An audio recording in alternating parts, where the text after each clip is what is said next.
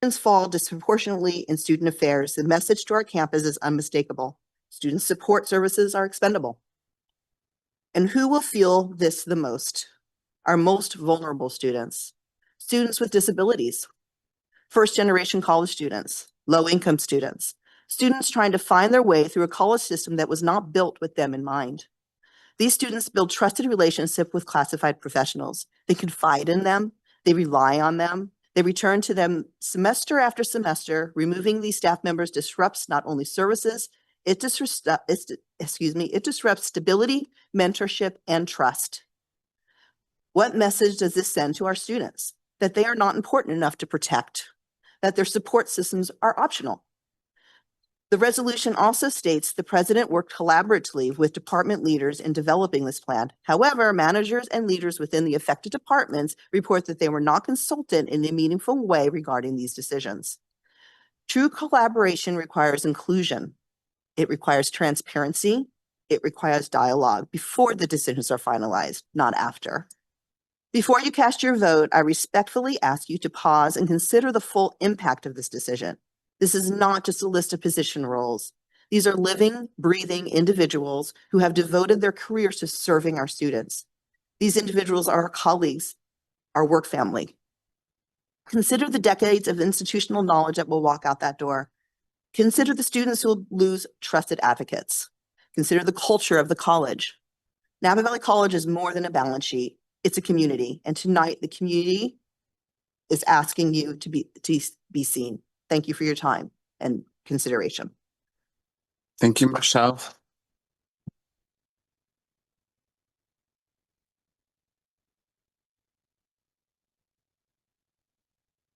Thank you, Michelle.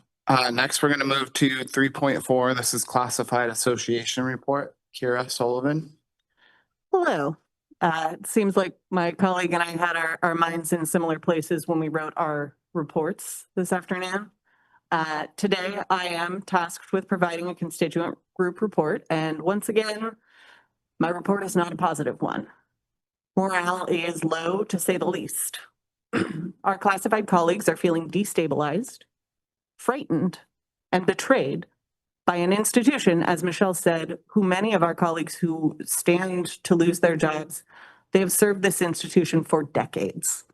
This is not a conversation of last in, last out. These are people who are being betrayed after decades of service, to be clear. 2 weeks ago, our members began to receive the brutal news that 12 classified employees stood to lose their jobs and 6 more to be involuntarily transferred. 1 week ago, we learned that an additional 16 vacant classified positions were identified for elimination. During recent contract negotiations, I have shared repeatedly before this board that our staff is already overworked, covering increased workloads as critical vacancies remain unfilled. Classified staff are understandably anxious, I wrote anxious, but that might be understating it a little, that these issues will be exacerbated if the board votes to eliminate all of the proposed positions. One thing that I've heard repeatedly from constituents who have approached me needing counsel in the last few weeks is something to the effect of, I'm worried about my students. These are people who stand to lose their entire livelihood. As I mentioned later in this statement, but it bears mentioning now, they would be entering one of the most historically unforgiving job markets in US history. And they're still concerned about their students. That was the thing I heard over and over and over again. I know these students, they know me, they trust me. And I think the presence of the community in the room today speaks to that. These, as Michelle mentioned, these are folks with institutional knowledge. These are people with relationships to the community. And that is something that cannot be understated. So to the board, I ask that during the closed session, you engage critically with the district's proposal, as the weight of this decision is not one that can afford to be taken lightly. You will be presented with a list of positions, as Michelle said, but we are talking about human beings. Each position on that list represents a real person's survival, as well as that same person's impact on innumerable students. In a moment, you're going to hear directly from some of the employees who will be impacted if these staffing cuts are approved. My charge to you is this. Look them in the eye. Don't shuffle papers. Don't take notes. Don't look away. It's natural to avert your gaze when something is uncomfortable, and this is going to be uncomfortable. But these are folks facing the prospect of losing their livelihoods and entering a historically brutal job market, many after decades of service to this college. They are owed your full attention. Thank you.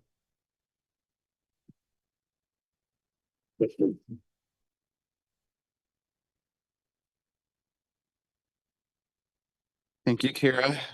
We're gonna move to 3.5 admin confidential Senate report. Christine Tapia. Hi, good evening, trustees and NVC community. This is a hard one. As managers and confidential professionals, we understand the fiscal realities facing the college and the responsibility to ensure long-term financial stability. We recognize that workforce reductions are being advanced in that context. At the same time, these decisions carry significant human and operational consequences. The loss of valued colleagues has deeply affected departments, morale, and campus climate.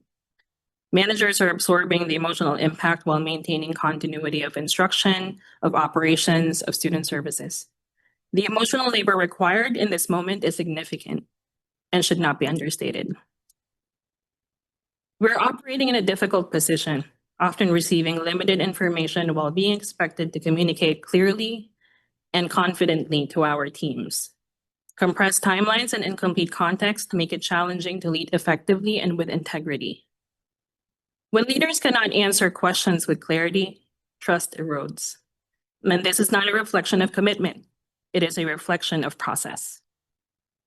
Across conversations with managers, faculty, classified professionals, and most especially our students, several themes are consistent.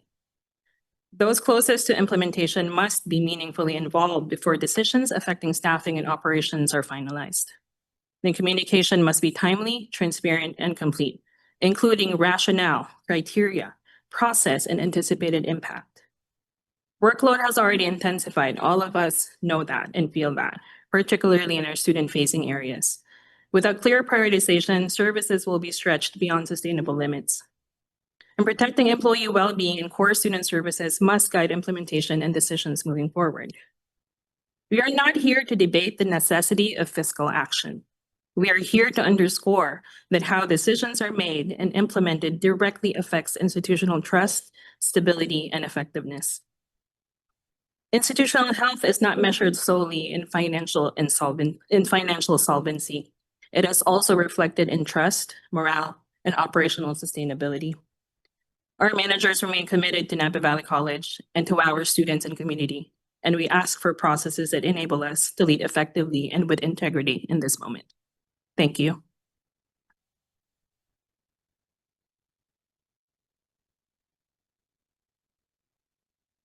Thank you, Christine. Next up, we have academic Senate report, Krista Trujillo. Here, Hi. yes, thank you. Botched that one. I apologize.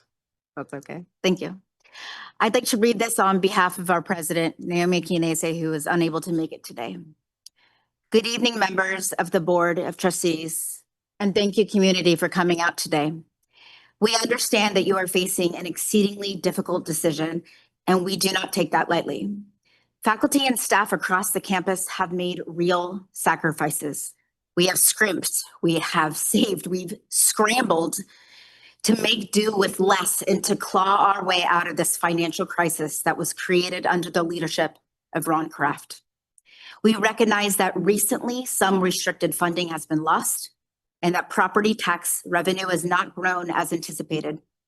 But we need to face the fact that the structural realities we are still living with are a direct result of those past decisions.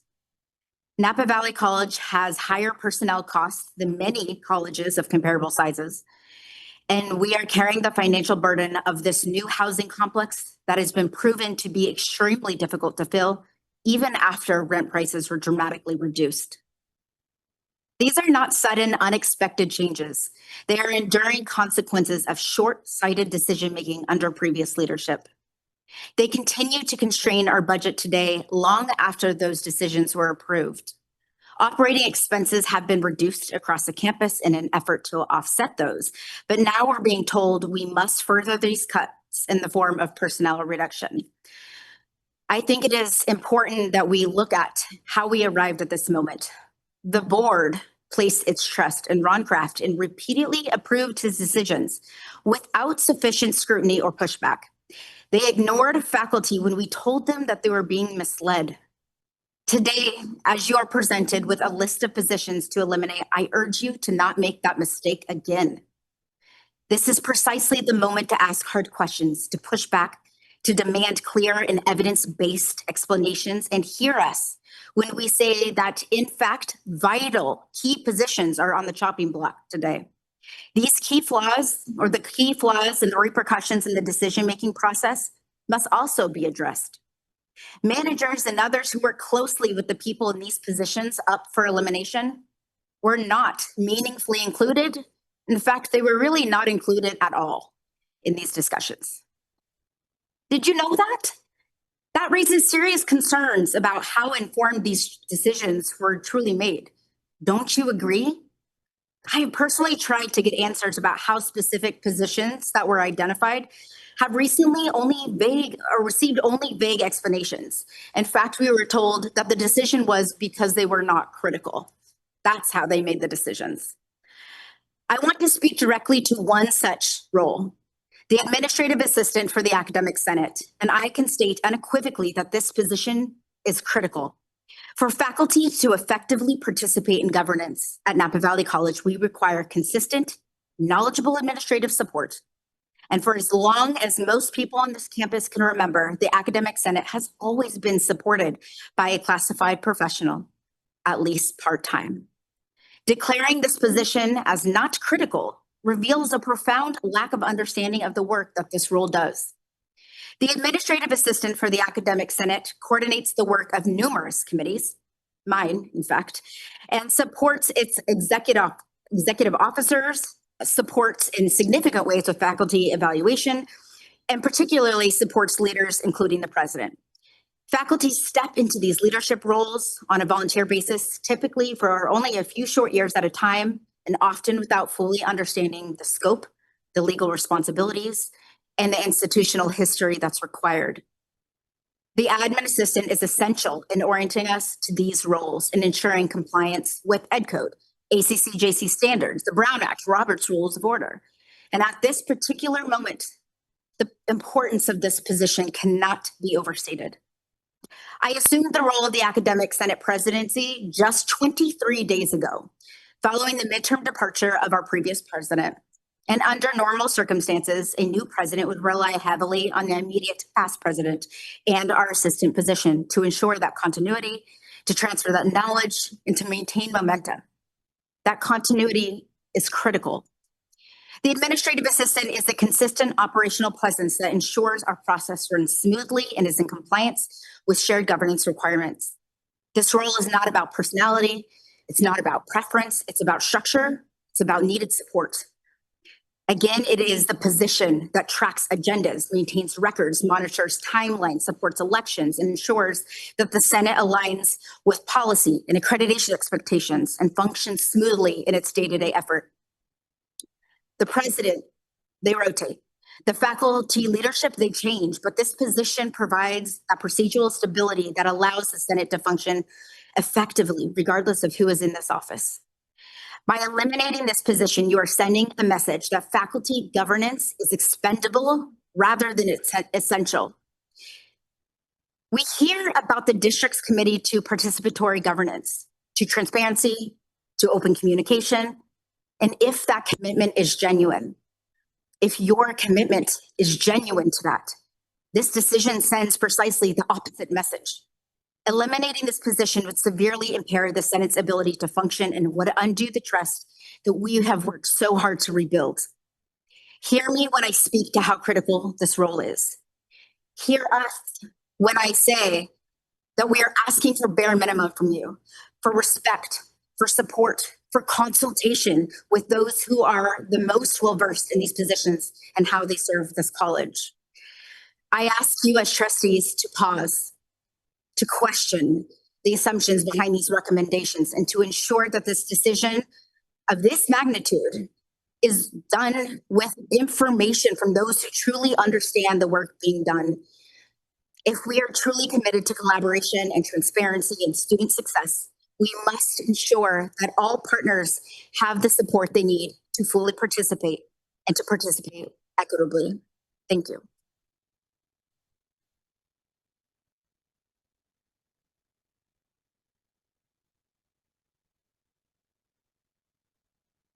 Thank you, Krista.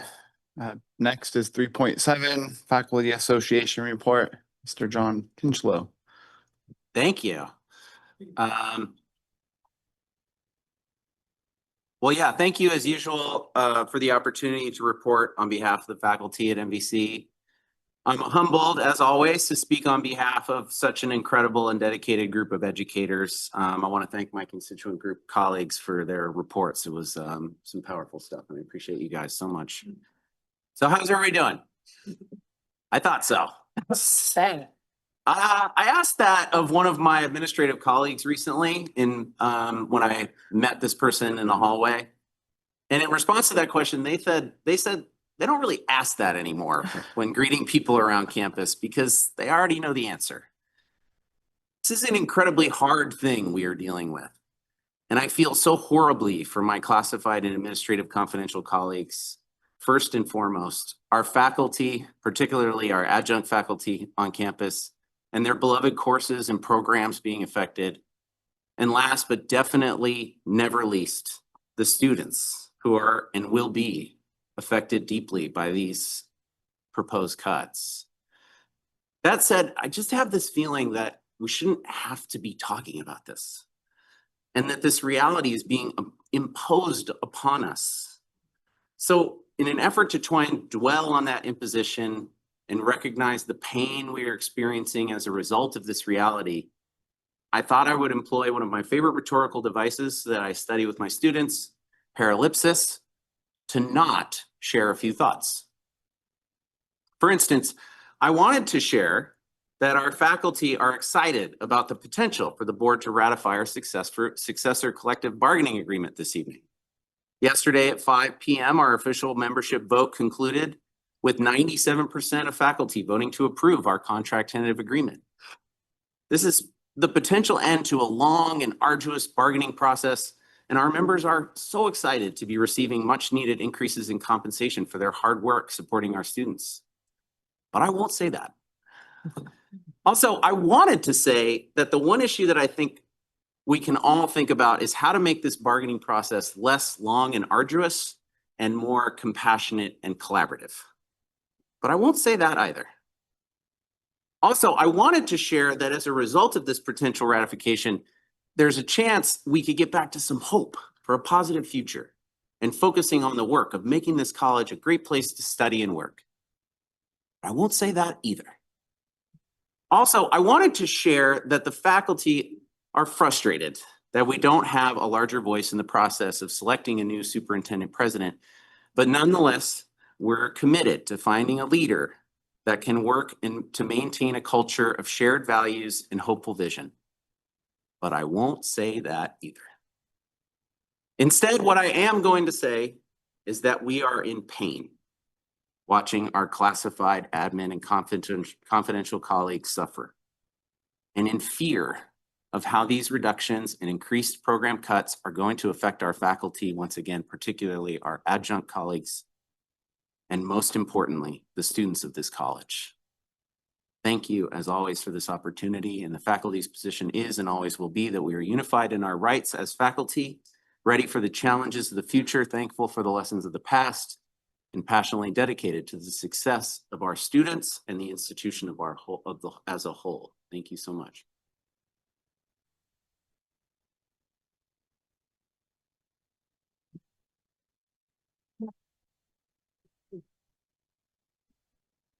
Thank you. We're going to move to public comment on closed session items. The board recognizes that this has been a highly anticipated agenda, and we have several folks here today intending to make public comment. For the sake of allowing as many people who wish to speak the opportunity to do so, And to ensure that we all get through today's necessary business, we ask that individuals please hold themselves to the 3-minute time limit as closely as possible. We will be displaying a timer for each speaker, and I may cut you off. I will do it as diplomatically as I can if the time limit is reached. As an additional reminder, the board cannot engage in dialogue during public comment, nor will we be able to answer any questions. Written public comments we received were shared with the board ahead of today's meeting and are attached to the digital agenda for public view and acknowledgement on the record. Ralph, I did get yours earlier, so thank you.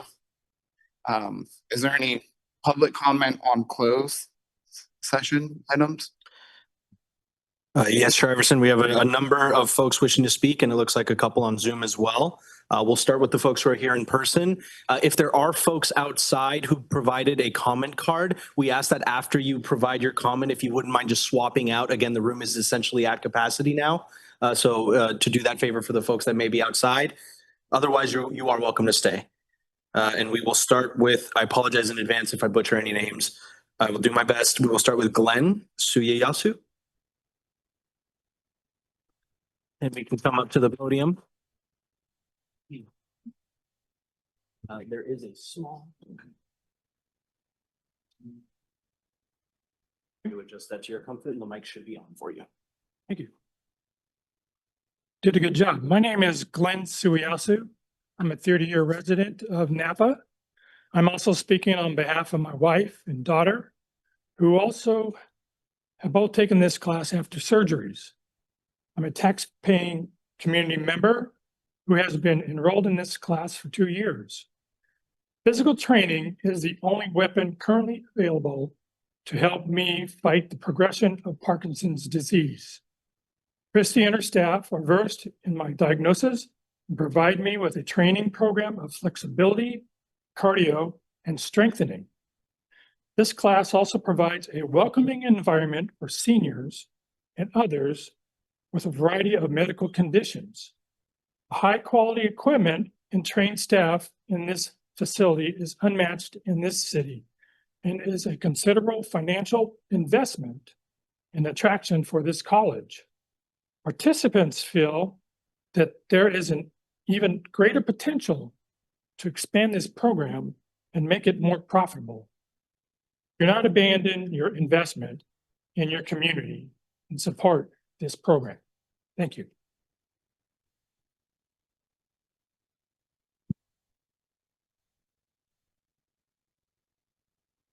Up next, we have Debbie Gibson.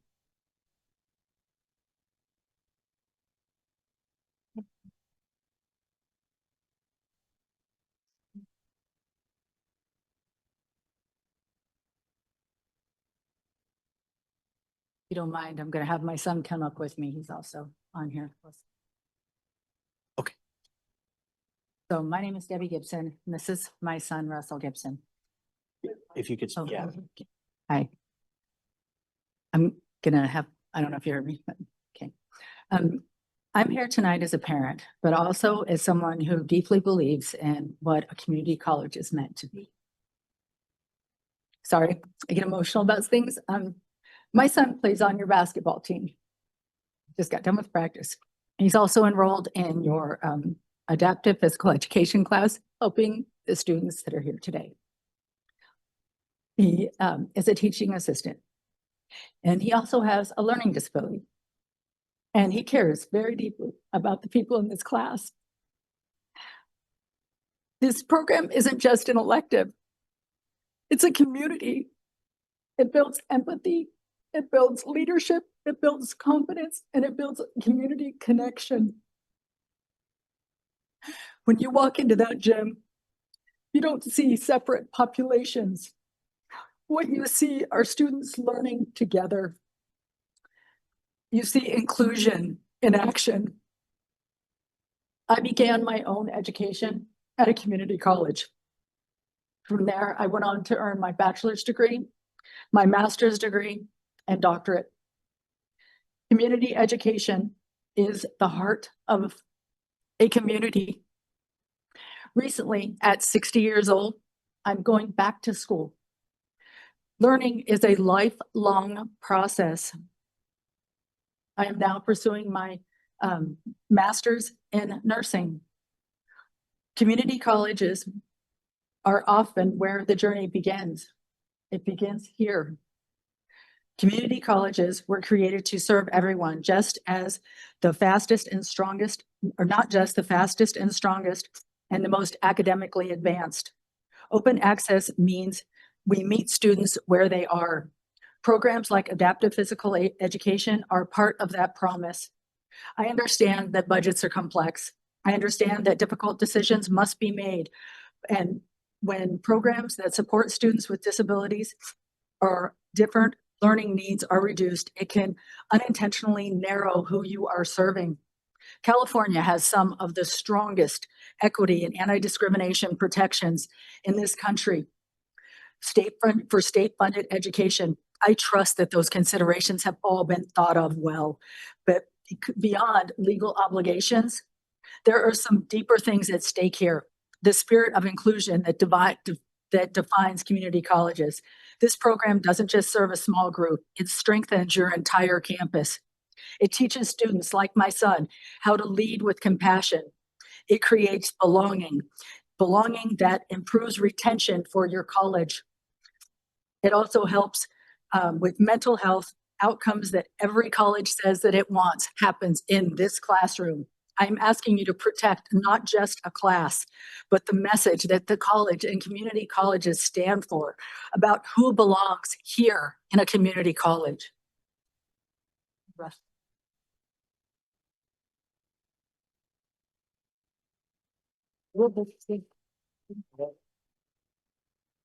Hi, guys. Sorry. My name is Russell Gibson. I'm a student here at NVC. Like she said, I play basketball too. I don't got a lot to say. I just want to put in my input. Since I've been here at NVC and working in adaptive PE, it's not only just inspired me, but like I learn a lot from these people. They've changed my life for the better. I can admit that what before I came here, I honestly I probably sometimes would have looked the other way, but now I take that second look and I really have a passion in my heart for people and I care and I just me hearing this, I heard about it this morning. It didn't sit right with me. And in my opinion, I think everybody should have an equal opportunity to learn. Because she said I have a learning disability, so I get it. But I really do.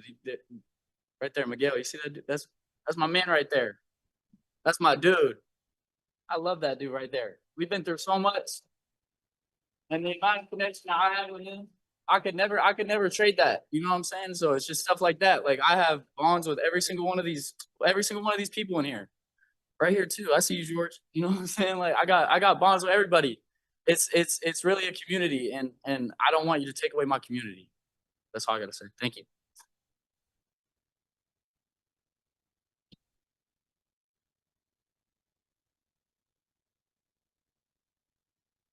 Up next, we have Sophie Bourgiand, and I'm sorry. Thank you.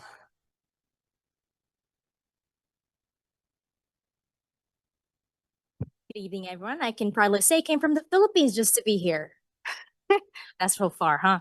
So anyway, I'm here. My name is Sophie Bourgeot, and I'm here tonight as a parent and in strong support of disabled services and programs for students and the adaptive physical education program at Napa Valley College.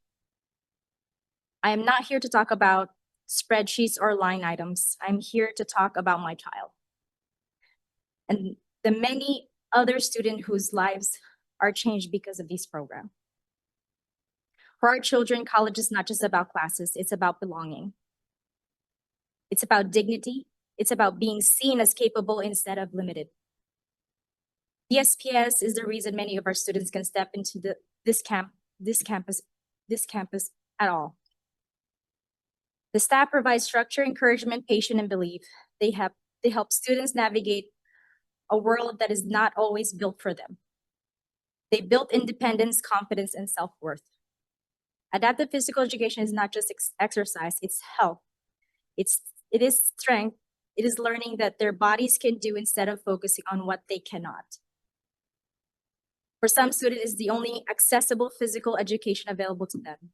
The off-campus work programs are not just job training, they are hope. They create pathways to employment and self-sufficiency. They show students they can contribute, earn, and be valued members of this community. These programs serve more than 100 disabled students, many from transition program and workforce pathway. Some traveled from Middletown, some from American Canyon, where I'm from, some from outside the county. Napa Valley College is the only public higher education institution in Napa County.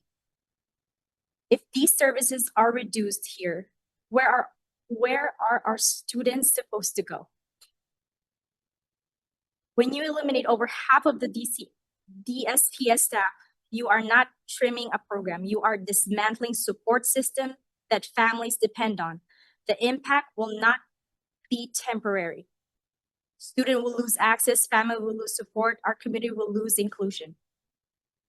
I understand that financial discussions are difficult, but equity should not be the first thing sacrificed. Access should not be negotiable. As parent, I can tell you, we already fight every day to ensure our children have opportunity.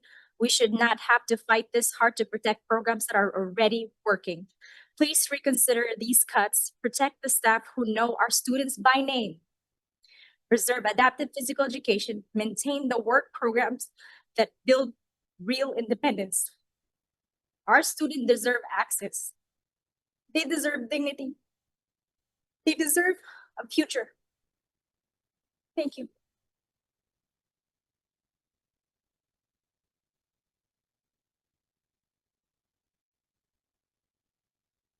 Up next, we have Brian Nieves.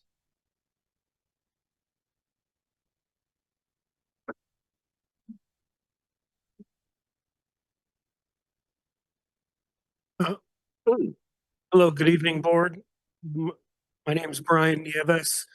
I'm the father of Brian II, who is an autistic student and comes to the adaptive PE class with the transition school twice a week.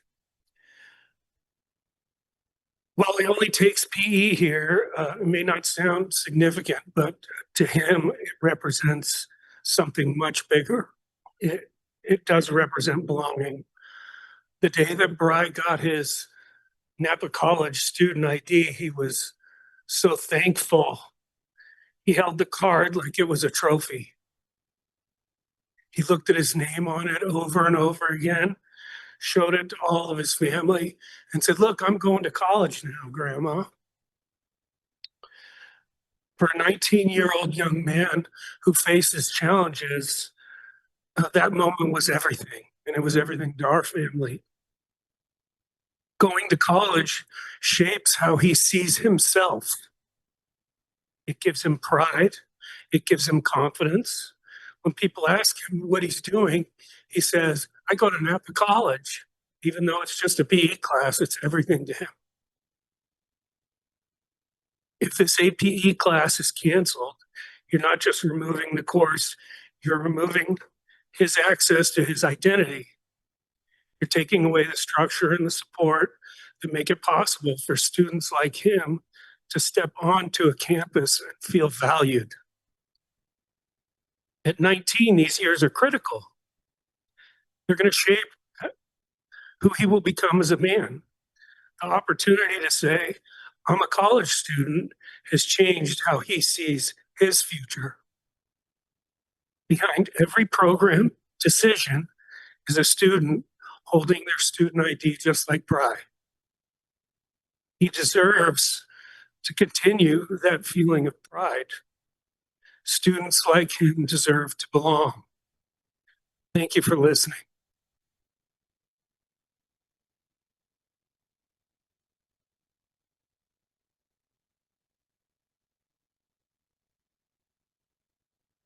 Up next, we have George.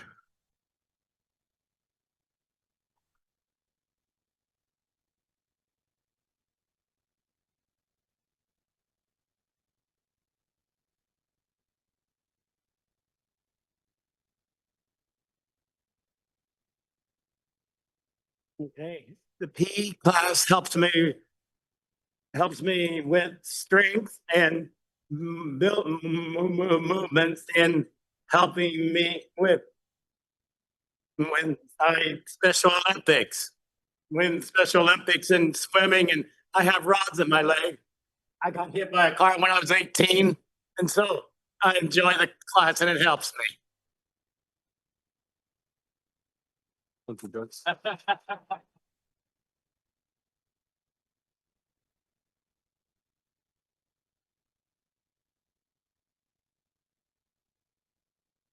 Up next is Joan Bailey.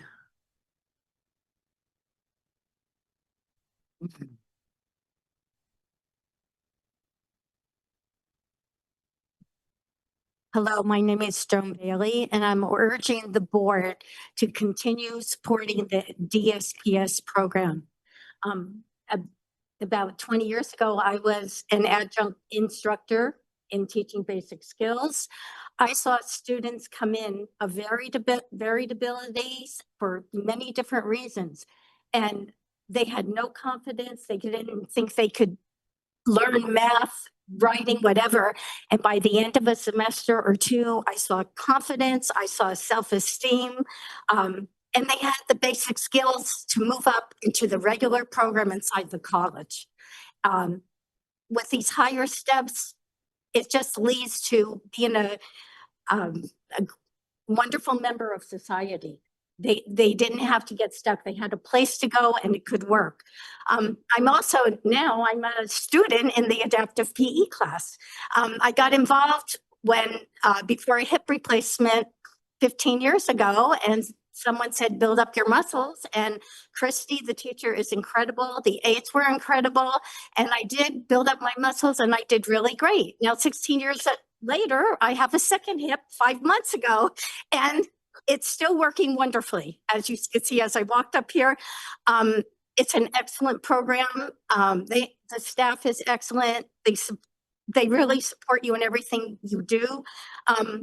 I think all of us have more of a positive sense of our bodies and also our minds just from attending the program. I've learned so much. We have a community, and I have to say this, not in my notes here, I'm just really sad that people did not come before they decided to get rid of the program. Come see what we do. Just pop in there and see, because you would get a sense of it. We have community. We have seniors in our class. We have special needs adults in our class, and we have wonderful college age assistants that help us. I know all the modern songs because of these assistants. And you know what? They get to hang out with us elderly and realize that we have some valuable information also. I mean, it's just not PE. It's so much more than PE. Napa Valley College is a community college. It has a wonderful inclusive environment for all people with all different kind of varied abilities. And let's just keep it that way, okay? Thank you.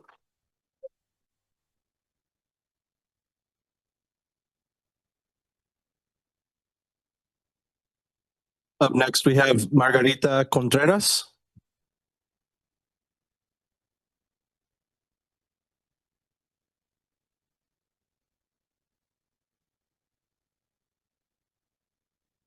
Thank you. My name is Margarita Contreras, and I am the mother and the voice of an adult with disabilities, Down syndrome.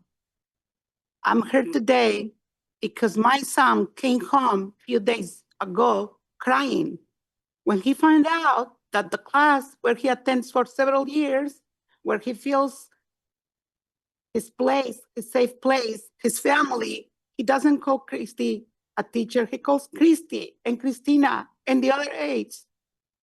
And knowing this class is shutting down, I don't know what we're gonna do with my son. I don't have money to pay him for private lessons. Even if I have, it wouldn't be the same one. Please, please reconsider this. Don't shut the program, because you're not shutting a program. You're shutting the lives of these adults with disabilities. Our lives, the struggles we go, it's hard for them to feel included in other programs. It's not that easy. Please, I'm begging. Look, all the parents, I took time off from work so I can come and with my poor English, be present and be the voice of my son. Try other places. Let's plan to cut other services, other ways. But this class is not a class. It's a safe place. Thank you.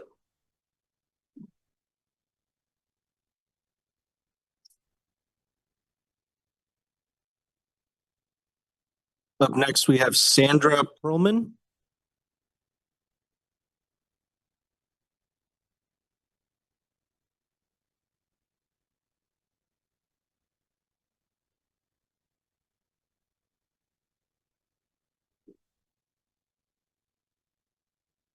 Hello, board members. I'm speaking for myself, but I also have something to speak for another member. Her name is Jane Zastro, and she's 84 years old, and she has severe heart arthritis and heart disease. She had heart surgery 2 years ago, and her surgeon says now she is remarkably fit for someone her age.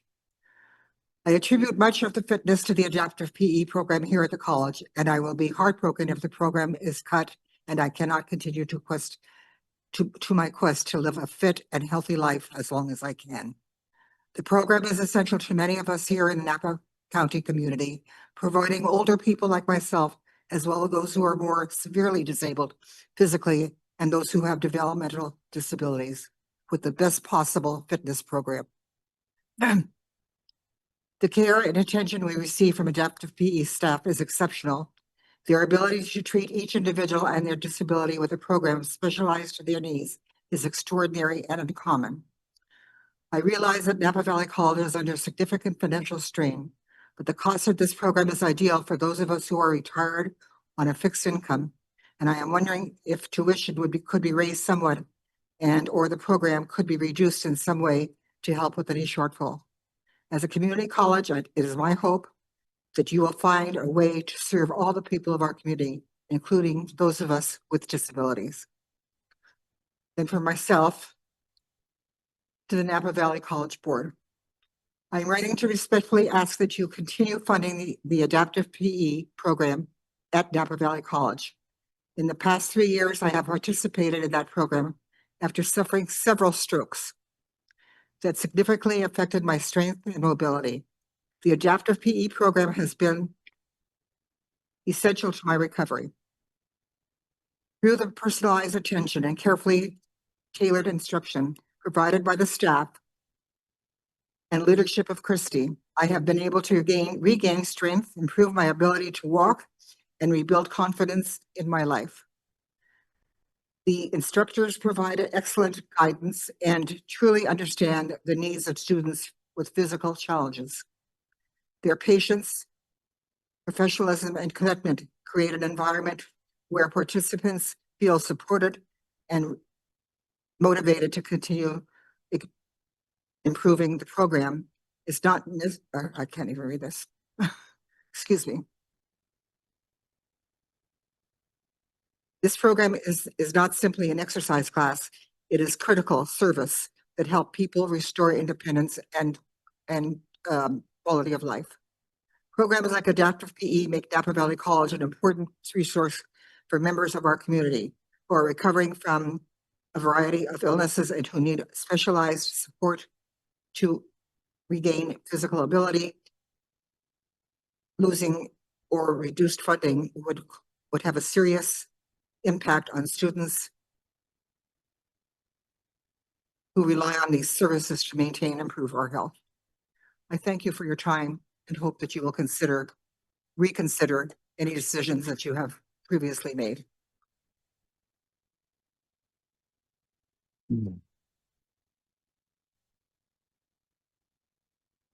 Up next, we have Oscar Hernandez.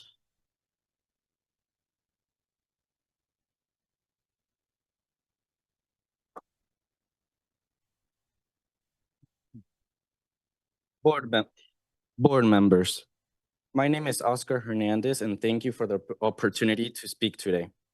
I am a instructional assistant worker for adaptive PE, and I am here to ask to seriously consider to cut this class. Not just because it exists, but because of what it represents, who it serves, and what we lose if it's taken away. This program is not a line item on a spreadsheet. It is a community. It is a place where people feel supported, included, and invested in. Over time, it has built relationships and opportunities that simply cannot be replaced once they're gone. At Napa Valley College, we are not only an institution for the community. We are the community, just as our name reflects. What you see here today is, sorry. What you see here today is the result of this class, which brought us together and made us stronger. Our students represent communities that are often unseen. Older adults, stroke survivors working to rejoin society, individuals with different disabilities, and those with limited access to resources. This program also directly supports student workers, part-time employees who gain meaningful experience and hand-on experience, mentorship, and a sense of purpose while balancing their education. For many of these students, this job isn't just a paycheck. It is a pathway to professional growth, stability, and deeper connection to the college. For many participants, this program is their main connection to the college, providing opportunity, access, dignity, and and equity and inclusion. We invite you to join us in being part of the solution, showing through your support that no one in our community is invisible. Eliminating this program would not only impact those individuals, it would change the college itself. It would signal a move away from community-centered education and reduce our ability to serve of Napa Valley's most vulnerable population. The loss would be felt across the campus and throughout the community, weakening the trust and relationship that Napa Valley College has worked so hard to build. Thank you very much, and thank you for your consideration.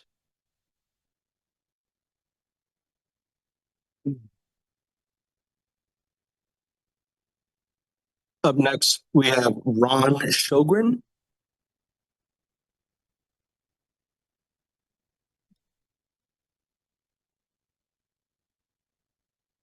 Happy to share.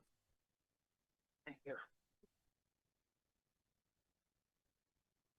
Good evening, and thank you for letting me have a chance to say something to the board members. I had a stroke 10 years ago, and I've been going to the adaptive therapy class for the last 5 years.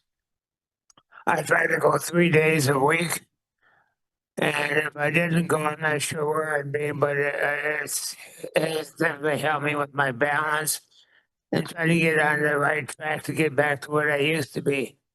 So I would really be sorry to see you close up that class, because it really has helped me and a lot of other patients that have had strokes. And it's just been great. It's a social, plus it's really helped me. And Christy's done a great job. But thank you again for letting me speak. And I hope that you make a decision that's gonna work best for us. Anyway, have a good evening.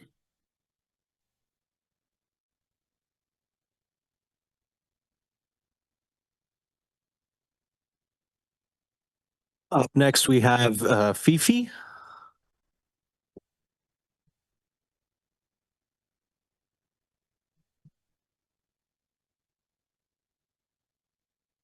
Hello, board.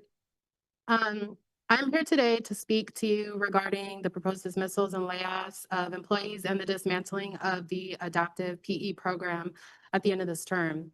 I've never spoke at one of these before, but I felt it imperative to come here today and speak because losing the adaptive PE program is unimaginable to me. As a disabled student, a parent at Napa Valley College, a member of the adaptive PE program for over a year now, and a recipient of scholarships as a participant and on-campus resident, losing this vital program and service would be devastating for me, as I've utilized it in multiple ways and would otherwise not have the time and space to maintain my physical health while addressing my specific disabilities. This program serves at the intersection of so many communities, likely every community that we have here on our campus. All right, lost my spot.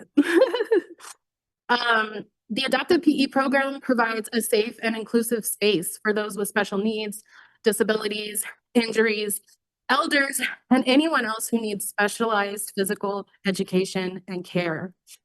Not only is this program overseen by Christy Kling and her wonderful staff, providing physical care and education, students, particularly those with more special needs, are being provided a safe social space where they get to interact with the friends that they've made in this program regularly and freely. And those friendships span across all a multitude of demographics, all of them truly. Having access to this program or not is a life-altering decision that you're making. Many of the participants in this program without it will have little to no access to quality physical education and a safe social space. Other gyms and programs in the Napa Valley are likely not equipped with the same adaptive equipment. The staff is not trained with the same care and education surrounding special needs and disabilities, and the participants are not familiar with the setting, which can be very challenging for anyone, let alone someone with special needs or disabilities. Not to mention the highly preventative cost of other options outside the adaptive PE program at Napa Valley College. Taking away this program that not only, but primarily serves an already vulnerable and underrepresented community would be a disservice, to say the least. Our special needs, disabled, and elderly community and all who participate in and value the adaptive PE program are looking to you now. Please show us and the rest of the Napa Valley College community and Napa community at large that you value us and the programs and the staff that support us. Thank you.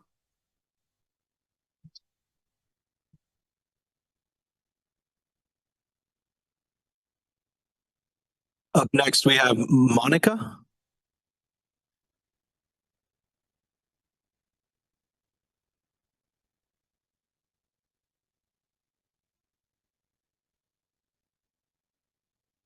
My name is Monica Barbane, and I'm an instructional assistant with the adaptive PE class.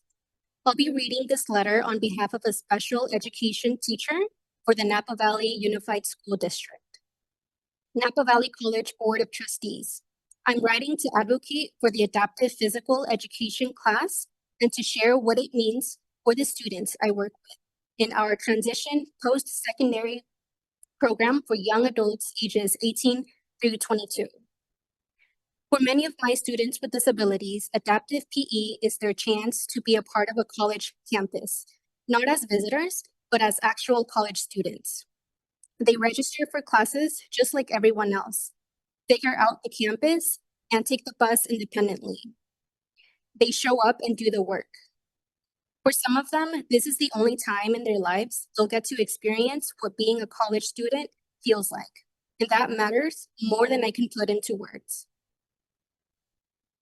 The physical piece is just as critical. Once students leave school-based programs, structured opportunities to move and exercise basically disappear.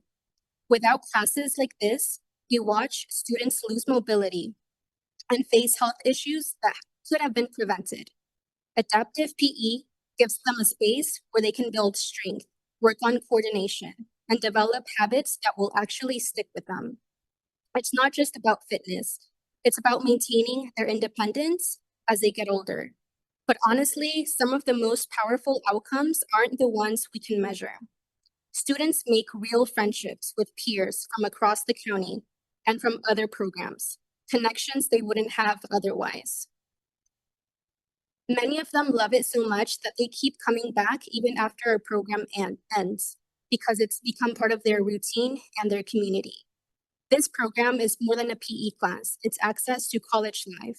It's staying healthy and mobile. It's having a place where you fit in. There's simply nothing else like it for this population. If we lose it, we're leaving a huge gap in what we can offer young adults with disabilities. I hope you'll take the time to see the class in action. Once you do, its value becomes impossible to ignore. Thank you for considering what this class means to our students.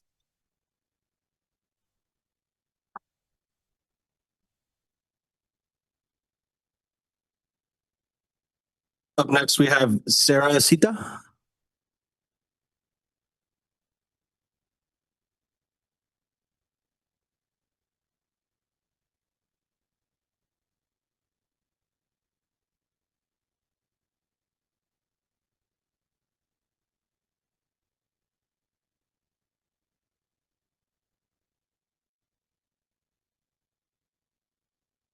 Hi, I'm Sarah Sita, and I've been an active student since 2015, and being a part of the DSPS of the college is meant a lot to me, as I've had a disability ever since I was 5 days old, ever since I was little. And I have a good rapport with the professor and their staff. They've helped me improve with academics and not be so shy. Thank you.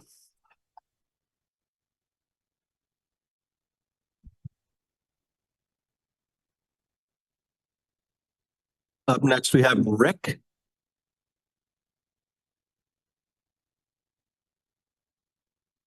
Do we have a Rick?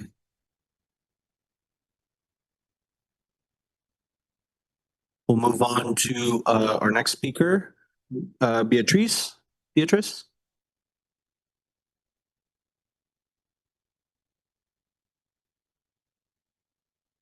We'll move on to, oh, so sorry, Beatrice. Oh, that could be seen.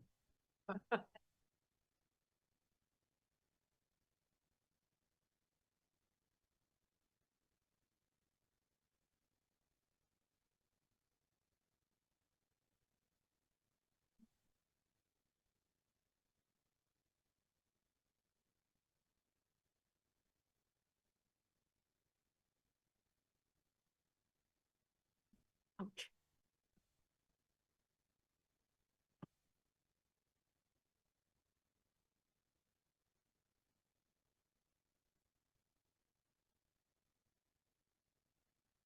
Napa's senior citizens are part of this community and go to this college.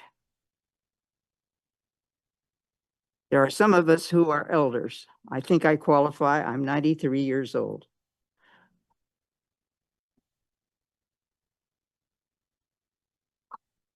Adaptive PE not only helps with recovery, but helps prevent more health issues by providing the elder community with a more fulfilling, fruitful, and healthy life. It gives us hope. To be an adaptive PE, you have to be declared disabled by your physician and issued a blue placard by the California Department of Motor Vehicles. Typically, one sees blue placards hanging from mirrors in every public parking place. These heart attacks, strokes, fractured spines, and replaced joints are a few of the issues that placard holder may have experienced. Consistent exercise provides comprehensive health benefits, such as reduced risk of chronic diseases, typically heart attack, heart disease, type 2 diabetes, and even some cancers. Our bones and muscles become stronger. It can improve mental health by reducing anxiety and depression. We sleep better. We can even have brain fog go away. These are personal experiences. We have increased energy. Our hearts work better and our balance improves. It improves to prevent falls. Staff gives us guided and hands-on instruction on the safe use of equipment to improve stability and balance. And you won't find this anywhere in this community in the other exercise campuses. Okay? Now, this is me using a low oxalate and non-inflammatory diet. That's a handful. And Napa College's adaptive PE, I have a tailor-made program designed just for me by the head of the department. And I have seen my bone density increase from osteoporosis in every place they checked to osteopenia. It's taken a while, but my body is capable of remineralizing, and the nutrients that it needs gets in my bones and they're getting stronger. My teeth are also becoming more secure in my lower jaw. You can't see, but I have a brace that I wear during the day, and I have one at night. So my teeth don't wiggle in my jaw like they used to do. And it's a good thing to be able to chew your food, I'll tell you. What I'm working on now is being able to walk upright without the aid of that rollator, because it kind of slows me down. Thank you.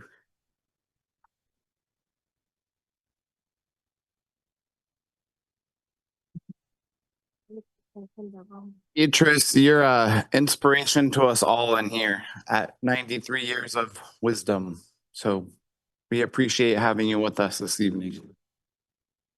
I believe I was told that Rick has returned.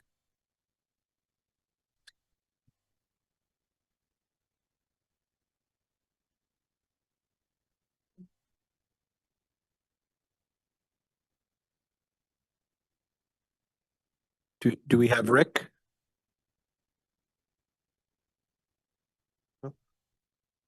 Rick, if you come back, we can take you here.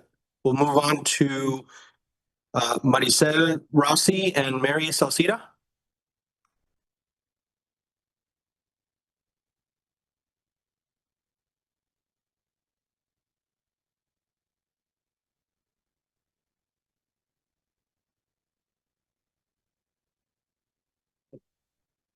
Thank you. Yeah, they got to hear. Perfect. Unfortunately, Mary did have to leave, so I have Jesse and Marisol here to support me. Good evening, members of the Board of Trustees. My name is Brianna Fritz, and I serve in the EOPS program as the administrative assistant. A program designed to support some of our most vulnerable students on this campus. First-generation students, low-income students, foster youth, and students who have systematically been excluded from higher education. I want to speak clearly about what these layoffs mean. In EOPS, our classified structure consists of 2 specialists and 1 administrative professional. That is the entirety of our program support. 1 vacant position is up for elimination. The 2 remaining classified professionals, myself, Brianna, and my counterpart, Jalissa de la Cruz, who have been bumped into layoff, and that means 100% of our classified support in EOPS is impacted. In the layoff and reassignment process, one of the stated criteria is the direct impact to students, and I struggle to understand how eliminating and bumping every single classified professional in this program built specifically for vulnerable students is not considered a direct and significant impact. Our students trust us. They trust us because we have a long-standing relationship with them. We walk with them through housing insecurity, food insecurity, academic probation, family crises, and systematic barriers. We are often the only constant adults in their lives. When they lose us, they don't just lose staff. they lose stability, they lose trust, and that trust will not be directed at us. It will be directed at this college, and it will be directed at this board. I understand that most of this is a trickle-down effect from the federal level decision and funding realities, and I recognize that leadership is being asked to make very difficult choices. I have heard Dr. Powell express that this is the only way that change can happen, and even though I acknowledge that after 9 years of serving on this campus, it is difficult to reconcile that nearly a decade of service, institutional knowledge, and commitment to our most vulnerable students with the outcome being complete displacement of my position. I would ask that change must happen. It should not happen in such a drastic way. I am deeply disappointed in the document being presented for consideration. My position that I am being bumped out of is not there. My counterpart Jalissa's name and position are not there. This omission dismisses the ripple effects that will be felt across department, and it feels as though we are being erased from the narrative of this decision. I feel completely discarded at every process, and especially the end of this. And while this is about students, it is also about people. When my parents decided they were done raising children, I became the sole provider of my sister, 11 years my younger, to keep her from entering the foster care system. This job was the reason I was able to gain guardianship and give her something I did not grow up with, something we did not grow up with, stability. For the first time, I had to look at my baby sister's face and tell her, I don't know what I'm going to do. Your big sister does not know what she's going to do. 2 years ago, I suffered a life-altering injury when I severed my hamstring from my pelvis and it was not reattached. I spent 2 years learning how to walk, and I relied immensely on the health care that this allowed me to regain mobility, and I rely on a life-saving medication. In addition, I also sustained a work-related injury on my arm, and I already have one life-altering injury, and I'm terrified that losing this job will limit my ability to remain in the workforce and continue in building stability, not just for myself, but for my younger sister and for the generational change I am trying to give us. This decision is not abstract. It is not just an item. It is students, it is family, it is trust, it is healthcare, it is our survival. And I urge you to fully consider not just the human costs, but the student impact and the impact of those who are not on this document. Thank you.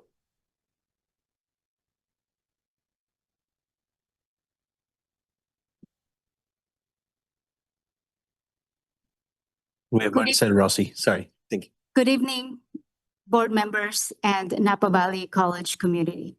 My name is Maricel Rossi. I'm a counselor and coordinator for the CalWorks and CARE programs here at Napa Valley College. I am here with me today with my colleague, Jessie, who is our Rising Scholars counselor. I am here on behalf of Mayor Salcedo Nunez, our coordinator and counselor for the EOPS and Next Up programs. We are here to express our concern regarding the proposed cuts and their impact on our programs and students. While you may not see our EOPS classified colleagues' names listed on the board documents, the outcome is significant. What you will find is a vacant EOPS Student Affairs Specialist position identified for elimination. However, what is not clearly reflected is the full impact. Our programs are losing 100% of our current classified team. Although 2 positions are technically not being eliminated, the employees currently serving in those roles are being bumped and will no longer be employed at Napa Valley College as of July 1st. At the same time, new classified staff may be reassigned to our department through the bumping process. Individuals who have not specifically chosen to work with our student populations or within programs grounded in an explicit social justice mission. For context, EOPS is a Title V categorical program created during the civil rights movement to address systemic inequities in higher education. CARE, CalWorks, and Next Up, and now Rising Scholars, serve similarly targeted populations with mandated services and reporting requirements.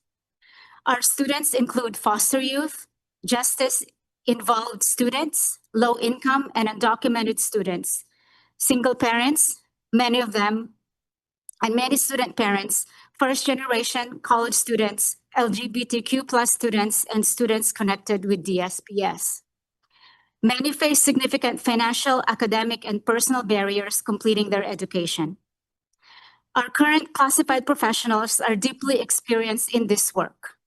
They understand the regulatory requirements and compliance structures, and most importantly, the relational trauma-informed, equity-centered approach our students require.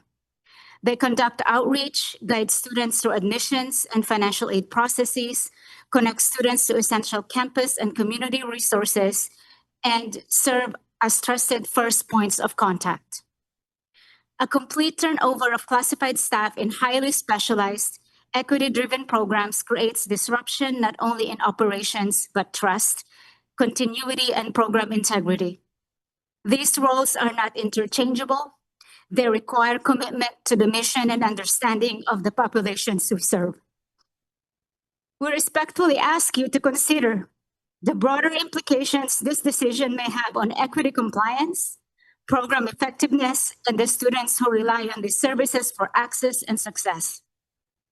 When our most vulnerable students experience instability in the very programs designed to support them, it erodes their trust not only in our offices, but in the institution as a whole. Thank you for your time and consideration.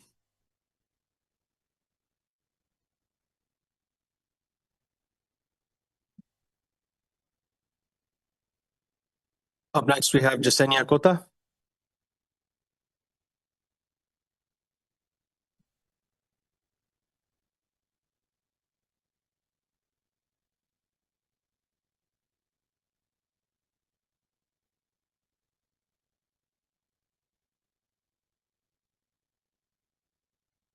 I have an anonymous statement from a classified colleague that I will be reading. And then I will be including my own words afterward. Good evening, trustees. I'm writing today regarding agenda item on the elimination of 33 positions. I want to express my deep concern about the lack of campus-wide communication and transparency surrounding how this budget deficit has managed and how the district arrived at the decision to eliminate these positions. At last week's brown bag lunch, it was stated that these eliminations are only the beginning of efforts to address the budget crisis. That statement was alarming, particularly because members of the campus community, especially classified professionals, who will be most heavily impacted, were not given a meaningful opportunity to provide input on alternative cost-saving measures. Despite the fact that the district has known about these deficits for more than 6 months. Classified professionals are the college's boots on the ground staff.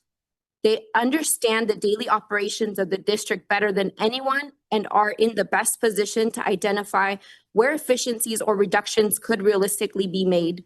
Yet they were not asked, consulted, or included in these discussions in any meaningful way. I understand that the state clawed back funds. This is not fair to anyone, and I recognize the difficult position that puts the district in. I also understand that there may be a need to eliminate some positions that can no longer be supported by the general fund.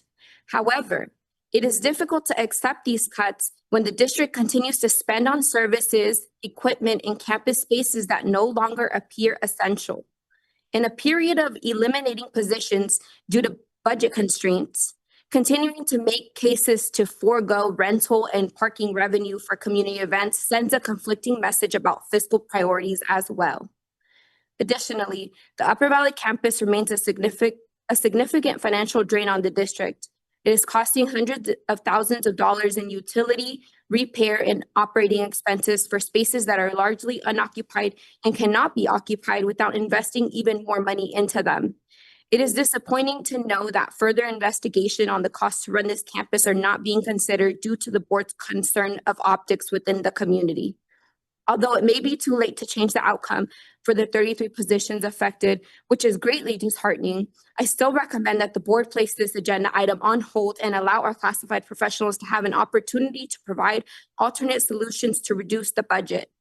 Regardless of tonight's outcome, moving forward, I urge the board and district leadership to commit to greater transparency, earlier communication, and finally utilize the knowledge and expertise of the remaining campus community to help guide these choices before even more damage is done. Thank you for the opportunity to share my opinion and recommendations. My name is Yesenia Cota. I am a returning classified union VP. Speaking as myself, it is not too late. I have a difference of opinion on that. It's not too late. This board has the ultimate power and decision-making for the future of this college. It's not too late to go back to the drawing board and find another way, a plan of action that is inclusive of what should have occurred. Our contract states 18.3.2. The district and the union will meet and discuss issues, options, and scope of problem. The district and union will decide if there is a need to continue with this process. This did not occur. They will review alternatives to layoffs. This did not occur. With all due respect, our college president, Dr. Powell, will be moving onward and upward. And although we're in a superintendent search, the VPs of this college remain. And it will be unjust to just say or point the finger back at Dr. Powell that it was because of leadership decisions and then he's no longer with us. We will be looking to cabinet as well. Thank you.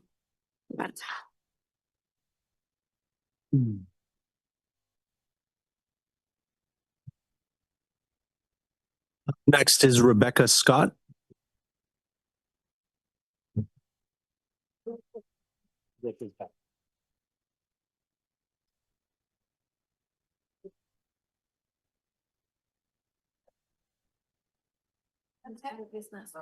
Not speaking. Thank you. That they're not giving parking tickets in lots B and C, and my question to the board is, where are lots B and C? So possibly my ticket on my car will help with this whole situation. My name's Rebecca Scott, and I'm here today because I've experienced both sides of the coin, so to speak. In the year 2000, I was hired at Napa Valley College as a full-time faculty. And I clearly remember thinking, why in the world doesn't the administration and the board fix such and such problem? And how much money could it possibly cost?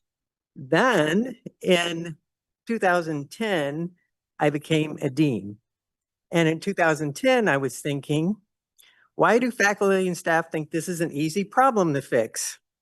Aren't they aware of the egg code, blah, blah, blah, blah, and assembly bill number, blah, blah, blah? My God, how much this will cost us?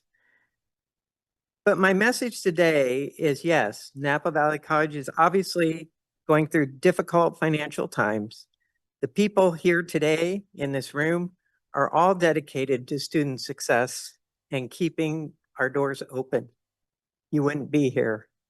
And welcome new board members. You must be thinking, what have I gotten myself into?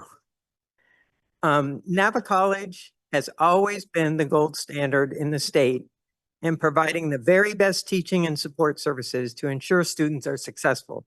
In fact, we've been among the first in many ways. We were the first to create a computer lab computer labs for text-to-speech and speech-to-text for students who needed this technology long before it was known. We were among the leaders in creating student-faculty learning communities. We're among the first leaders in providing all our faculty professional development workshops and how to teach to all types of learners, as well as how to refer to and get students immediate help and support if they were struggling. And we were among the first to create a mission statement that actually stated all our decisions must be based on the all-important vision. Does it support students in being successful? If not, we went back to the drawing board. And as I said, there are no bad guys and gals in this room. We're all here today. Everyone is dedicated to our students in this college. In my years here, I learned many things, but the one that stands out is standing together and hearing all voices. All voices are important to find solutions to difficult situations and maintaining the morale and not diluting this college's unique mission. Thank you.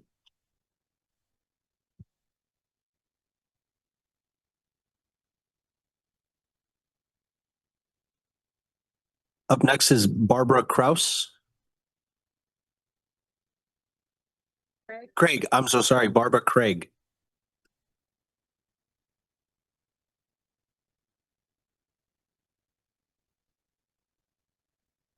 And I'm right behind Rebecca, and I used to work with Rebecca. Isn't that funny? So good evening, everyone. My name is Barbara Craig. I'm very concerned about the changes and possible decrease in the staff for the DSPS program. Article 5, 56,000 mandates the community colleges provide specialized services for students with documented disabilities. Key aspects include verification of disability, individualized academic accommodation plan, and requirements for qualified staff. And hearing tonight how many staff will be possibly let go and the years behind the staff and their experience is just frightening. When you talk qualified staff, there are many qualified staff that are on that list. With proposed cuts of staff, how is the college going to continue to serve these students? Something to think about, because that Title V actually is from the Chancellor's office, those of you who aren't sure. Napa College should be serving the community of all students, and that's including students with disabilities. How will these cuts and reducing student support services really benefit the students? And I'm going to go off on a little sidebar right here, because when I worked here, we had some financial difficulties because they come and go. And we had a president at that time, Chris McCarthy, who actually turned down an increase in pay because he knew how financially strapped the college was. And sometimes that needs to be looked at, because when you have hardworking staff with lots of experience, you want to do what you can do to hopefully hold on to those staff and not make cuts. And I want to thank Armando, because I talked to him a couple times on the phone to make sure I could park and not get a ticket tonight. You're going to be good. Thank you. And just for the record, if anyone is worried, there will be no ticketing tonight at any parking lot. You are all safe.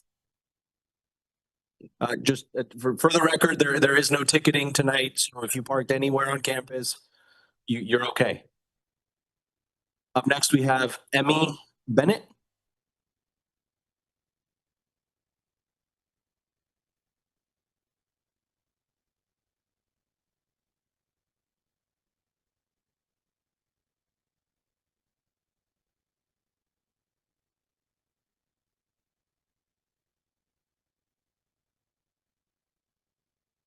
Good evening. My name is Emmy Bennett. I've lived in Napa my entire life, and I'm here to talk about support for adaptive PE.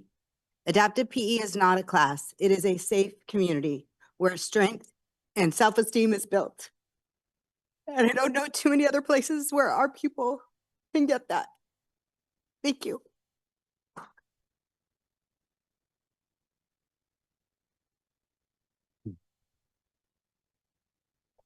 Up next, we have Bonnie Moore.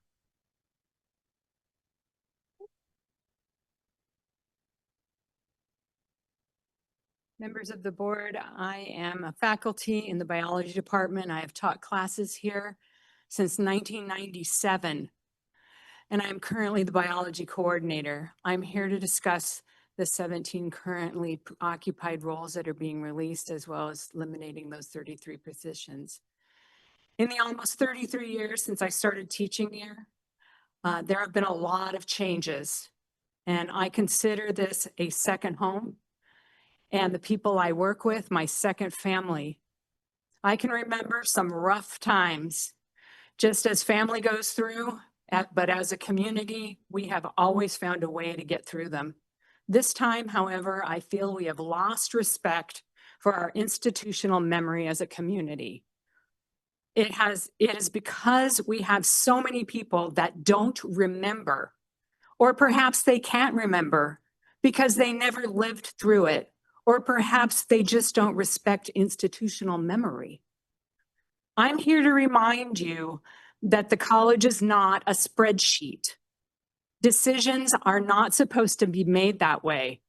This list of titles does not reflect the importance of the individuals that fill those positions.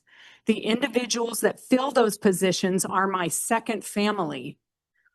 They are people, human beings, that I have worked with for years and years.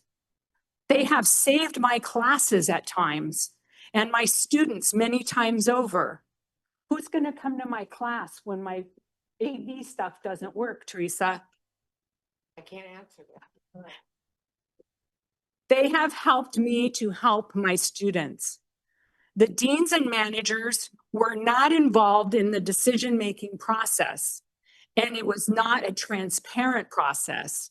The people that made these decisions don't know many of these unfortunate people, and many have never visited their workspaces, or in some cases have never even spoken with them. We, the community as a whole, were not consulted about what to cut. And when we asked, what are we going to do? We were told that you as a community have to figure it out. Well, if we're expected to figure that out, then maybe we should have been involved in the decision-making process. Most of these folks that are losing their jobs are in student-facing areas. I think you're getting bad advice. And you are in the position to change the atmosphere and the climate of the college forever after tonight. I know the level of trust and morale has never been lower, but if you can please have a second consideration and second thought.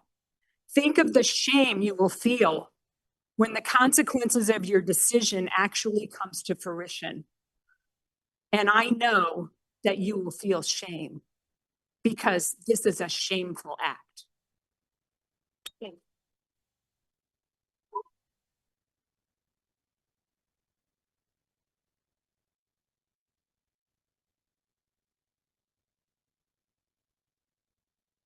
Up next, we have Christy Kling, and then if Linda Latona wants to be ready, you'll be following.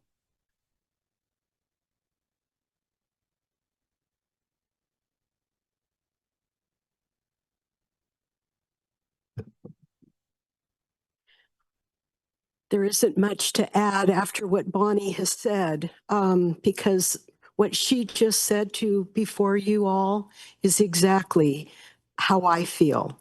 As probably one of your longest serving faculty members, I wanted to share with you that back in the 1980s, when I was hired as your adaptive PE specialist, a role that finds both a home in DSPNS and in the Department of Kinesiology.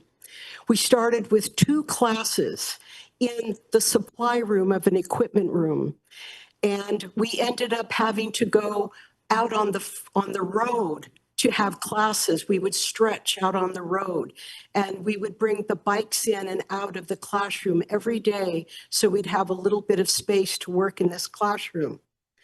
By the late 1990s and early 2000s, we asked the community to approve a bond measure to fund our current classroom in room 402. In 2000s, the college built a new facility. Its classroom contains some of the most highly top-rated cardiovascular and strength equipment for the disabled population. Because of the commitment of this college over the 40 years that I have taught in the capacity of being your adaptive PE specialist, the campus offers now an excellent opportunity for disabled people across our county and outside of our county to engage in physical fitness. The DSPNS personnel across the state recognize this college as one of the leading institutions for adaptive physical education programs and courses. We have one of the most functional classrooms in the nation for community colleges. If our classes are deleted, where will the students go? I want you to think about the young man, Russell, whose mother spoke out about his learning disability. He is one of the recipients of the Evelyn Allen grant, $500 that goes towards a discount at the dorms. He comes in when he can and helps us in our adaptive physical education class. That's the interconnectedness that we have. A student athlete taking 12 units, getting a little bit of help because he can't afford living in the dorms, and he comes to help us in our program. They are students like Miguel, who he said, hey, you're my man. Well, he has now taken Miguel from our adaptive PE classes and has brought him over into the weight room with Coach Ball so that Miguel can engage in mainstream classes. Anyway, that's the interconnectedness. I just want to end here because I know you're tired. I've been here since 7 a.m. for classes. And I just encourage the leadership, both cabinet and board, to please pause this layoffs. Please talk to us. I have never been consulted. I was told the adaptive PE classes would end at the end of this semester. 6 courses. I was never contacted. I've never seen an administrator in my classroom in the last 4 to 5 years. Not once have you come to look and see what the students do in the adaptive PE classrooms, what the DSPNS staff do to serve at these accommodations. So I just want you to pause, take our expertise, let us help you to maybe come to maybe some better decisions for our students, not for so much, and of course the staff that have contributed all of their years here. Thank you very much.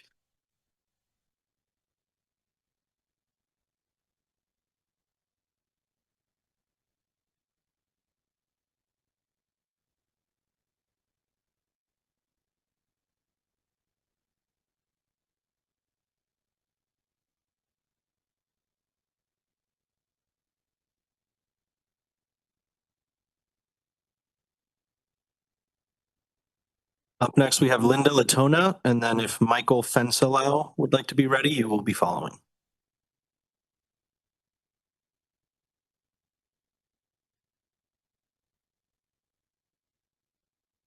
Hello.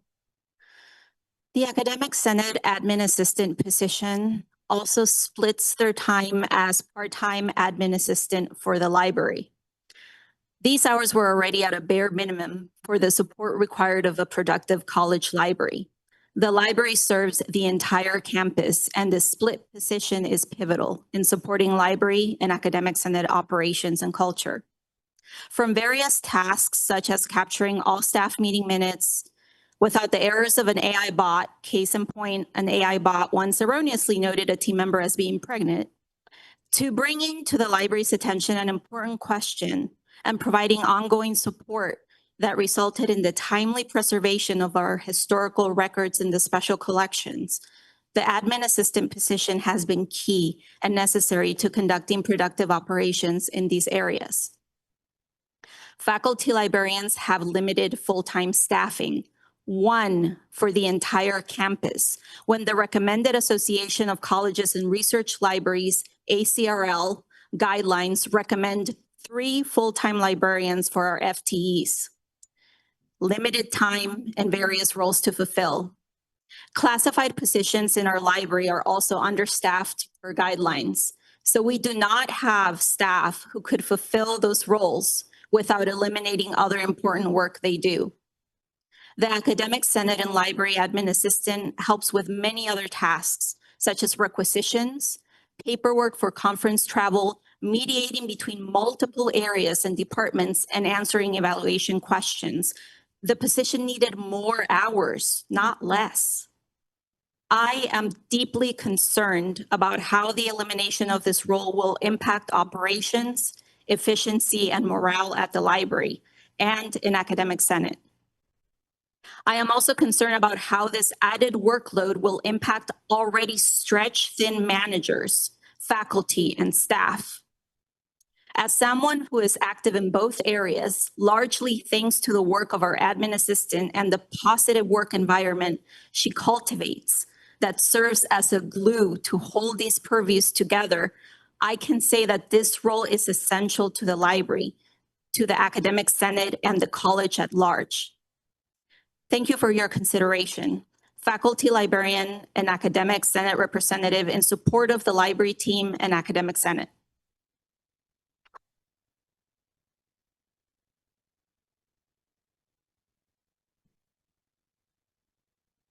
Up next is Michael Fanselo, and then if Ken Mustanti would like to be ready, you will be following.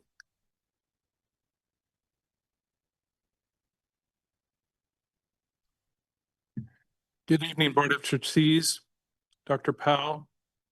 I don't know any of you, but we need help. I am Michael Fonsel. I'm the Senior HR Business Partner at St. Helena Hospital, and I also cover Vallejo Hospital. Vallejo is our inpatient psychiatric hospital. And December 24th, the state CDPH dumped or mandated nursing ratios on freestanding psych hospitals, 32 in the state. They gave the implementation date January 31st, and I don't think anyone drops regs on December 24th. They want people to see them. It is critical for the 32 psych hospitals. You have a phenomenal LPT program. I came to the job fair, I think it was in October. And now all of a sudden, we have a critical need for licensed psych techs. Under the new regs, you can have 50% of your nursing ratio can either be LPTs or LVNs. I have reached out to Andrea Rubo, and she's been exceptional in trying to brainstorm. We met with our mental health technicians, which are like CNAs, but they're not licensed. Yesterday, we had to talk to them about some staffing reductions, and I had at least 6 say to me, can you help me get into your LPT program? This won't just affect Vallejo Hospital.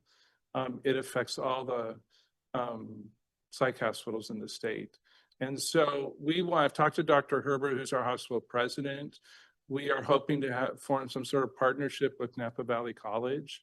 And we would like to sponsor, I don't know you guys' world, I know hospitals. We like to sponsor some of our employees to come to your program. And Dr. Herbert is willing to, pay their tuition, whatever. But if somehow your program ends or you close it, we will have a crisis.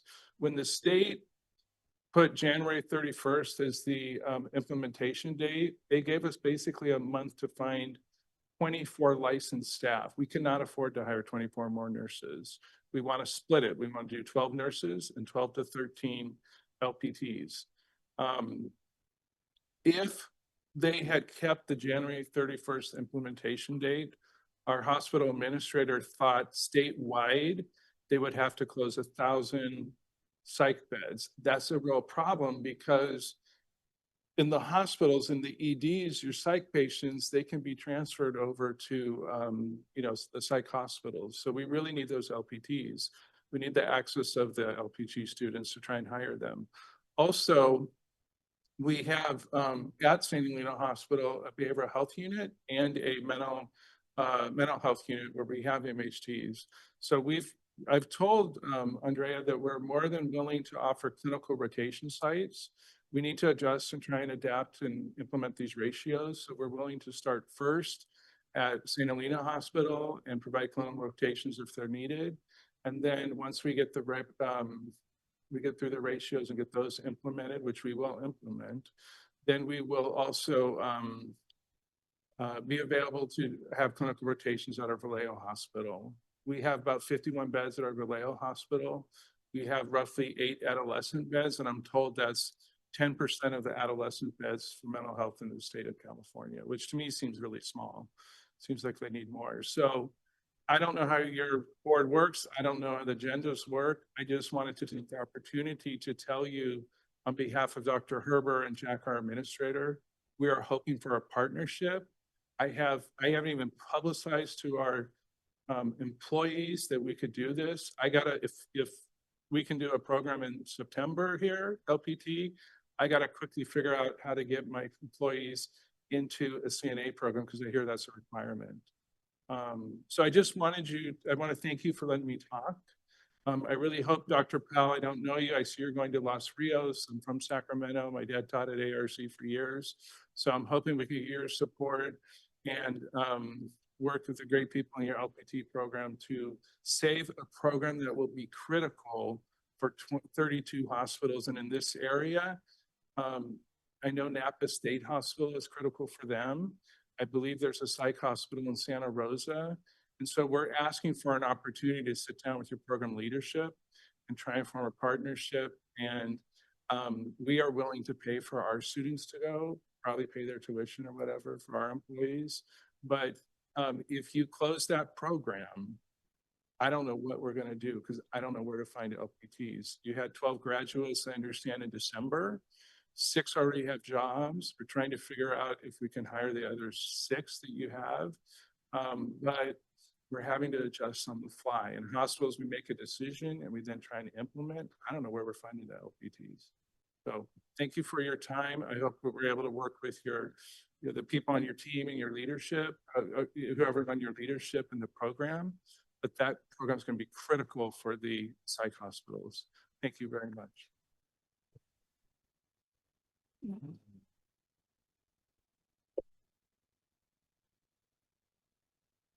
Up next, we have Ken Mustante, and then following is Marita Mustante. Good evening. My name is Ken Musante, and I'm a voter living on First Avenue in Napa. First, to the Board of Trustees. Thank you for your service. Thank you for the time. Second, I can't remember when I've been in a room of this size with so many people with the same agenda. We've all heard numerous and compelling arguments on why you should fund the adaptive PE course. My argument is slightly different, but with the same intent. I recognize you have a difficult responsibility of allocating limited public resources in a way that best serves students and the broader community. With that said, I respectfully request you increase, not decrease, investment in the service for students with disabilities. Let me explain why. Many of these students do not have the option of remote instruction. Many are not positioned to transfer to four-year institutions. Many rely on the services not just for 2 years, but for long-term educational engagement and community inclusion for the rest of their lives. Last spring, the college offered a paid cooking class for students with disabilities. The class failed immediately without advertising. There was even an included volunteer to support and help the college better serve this population. That demonstrates both demand and community willingness to help and to serve the college.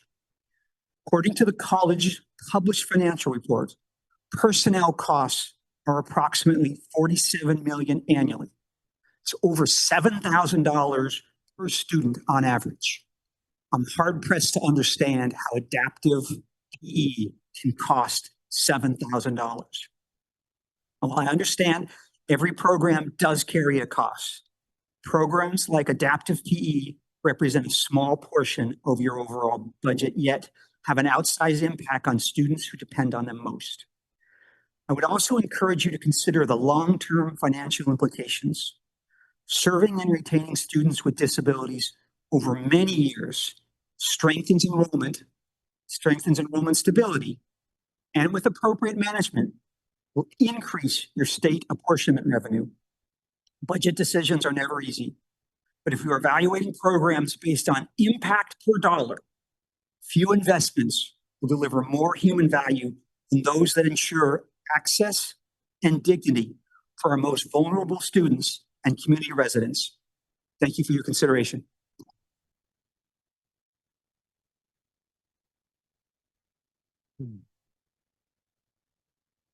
Up next, we have Marita Musante, followed Musante. Thank you. Sorry.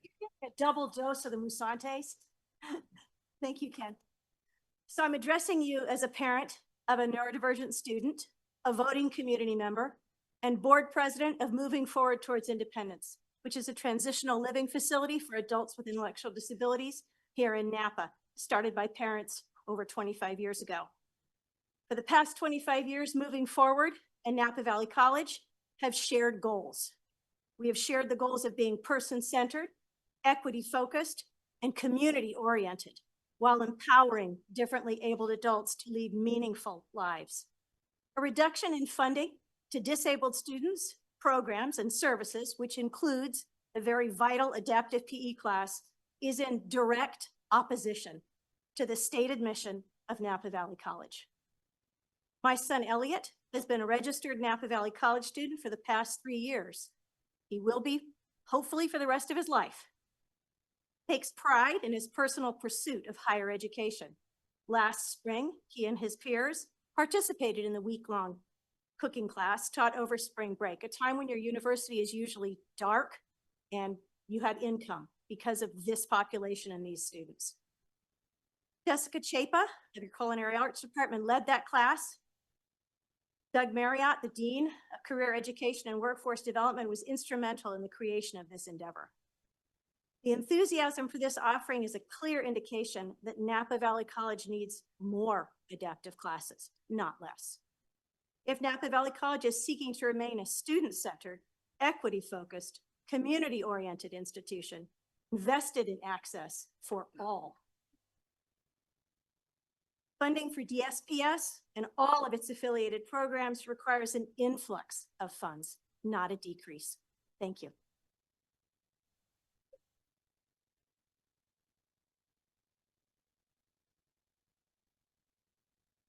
Up next is Rafael Monzo, followed by Shay Lashkari, if you'd like to be ready.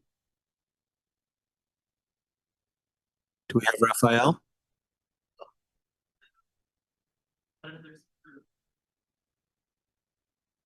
It was before. Right here. Greetings. Here's a face you haven't seen in a long time. Not that you can see my face right now. I am Rafael Manzo. I am still a student at Napa Valley College. I hold the record for the longest consecutive years.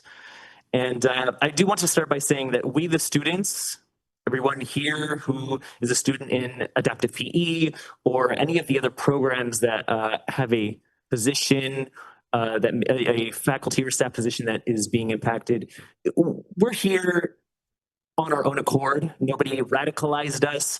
No one asked us to be here. We are here. The programs we depend on are on the chopping block, so we are here with a direct interest. Though it can be said, staff and faculty who are obviously affected by these potential cuts are well within their right and well within their right mind to be here and advocate for their programs. I would say also I feel inspired by that student who was here earlier from the basketball team. I know him as well, sort of. We have classes together and I go to games. I try to go to every home game I can. And, you know, he spoke about his learning disability, and I too have one. I am a member of DSPNS here on campus. It's not something I talk about often because of the stigma, but every now and then I maybe will share about it if I feel it is pertinent. I do want to say that I'm also a student in adaptive PE. I injured myself a year ago because I'm also a dancer, and there's another program that has been steadily declining and dying ever since the pandemic. And I feel very sad as a very prolific dancer and someone who was very involved in that program. But, you know, I injured myself last year, and then adaptive PE was how I rehabilitated that from my injuries. And I learned how to come back stronger, you know, physically and mentally, getting through the depression of losing that thing that you love to do. And for the senior and anyone else who has mobility challenges or injuries, that's what ADPE does for you. It's irreplaceable, and truly the access that we have here at this college, that specialized auxiliary gym, the specialized equipment, what it is for is this. And it's so much more accessible than if you were to try and go elsewhere for that sort of physical therapy. You're on wait lists for months, if not years, because everyone needs it. We're in these trying times. I want to say that it takes a DSPNS program to serve all of our students with disabilities. Yes, it does. By nature of what our needs are, we need the program as it currently functions. We need the infrastructure of a fully functional DSPNS program, just like we need the current EOPS financial aid team, fully functional, fully assembled to handle those specifically delicate needs the students have, very private needs about their finances and counseling, the admin assistants who keep all the complex work flowing, not crashing. Yes, we inherit problems, debts, and deficits. However, as many staff and faculty have acknowledged in their reports already, short-sighted leadership and decision-making don't solve the problems in a real way. They make things worse. That could not be more clear to those of us who have been here for years, myself included. Having our systems coming undone is not the way. Now, one or more of you may be thinking, everything everyone has said tonight about these cuts are nothing to worry about because our intent is to still offer these programs, these services, just in a different way. We know what that means. It's just wordplay. It's code speak for merger, delegating, integrating a specialized position into another so-called similar position. But we need specialists. Every position is unique. They are not interchangeable. Skill sets are not interchangeable. A counselor who handles general counseling will not be equipped to handle DSPNS needs of the specialized field. And the same can be said about our other programs that would be cut. If your current stance is, well, we don't have time to go back to drafting solutions, we don't have time, I can think of no greater topic, more urgent, that requires attention, truly, because our very infrastructure of this college has been in danger. It's been in danger.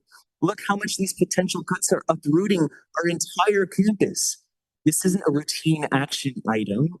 The stakes couldn't be higher. Who had a hand in these selections? I don't know. If it was you, any of you, shame on you. But if it was not you, please help strike down these proposed cuts. Stand with this community. My people, let us hope that all of our real stories and our real needs, very real needs, are reaching all of these board members' sense and mindfulness. These are proposed cuts. Let us hope that this item is struck down. And may we all remember what happened here today and what might still happen after the decision is made. Thank you.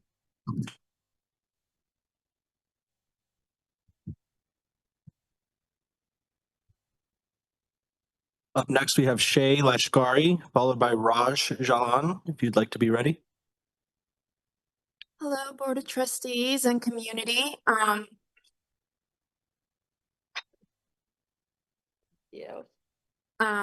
Hello again. I have a very well-written speech, very politically correct, very perfect. English is my fourth language, but I want to be vulnerable with you if that's okay with you in the community.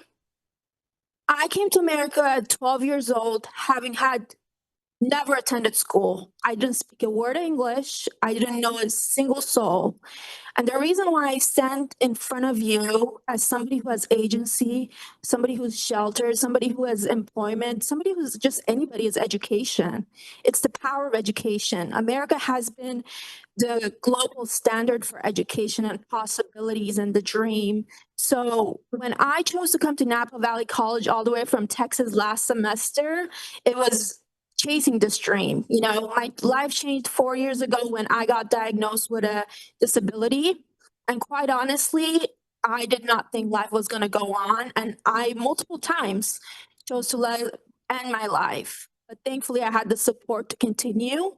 And Napa Valley College has been the first place I have dared to pursue education again. And it has been people in the EOPS office, the support staff like Marlene, the mental health center like Mentis. It has been even the secretary of Dr. G. It has been these people who have genuinely listened to me, who have guided me, and who have said, your disability doesn't define you. It's people like Dr. Lou and Tyler in the DSPS office who, through tears, I explained to them my disability, and they were like, oh my God, like we can totally help you through that. And it's the professors who actually care. So I implore you, maybe my English is not perfect, maybe my words are not quite right, but today you're not making a decision about the budget. You're making a decision about who gets access. And this access means who has the education to be employable and who doesn't have the education to be homeless. You know, education defines so much in our community. And if only the people who have power and money are able to access education, what kind of society are we? What is the point of education after all? So I know you have a really hard job. I can't imagine it. But I implore you, you know, I really do. You're sitting where you are sitting because you deserve to be where you are. And I truly trust your judgment. And I truly hope that you do what's right. And you're able to live with that conscience, you know, keep the good conscience. So thank you so much for your time. And thanks for being here. Please keep in mind students like me who come from humble beginnings but have great hopes. I personally want to be an educator myself because I have been influenced by educators like Dr. G and my professors, and even Dr. Powell, who has been so kind through emails.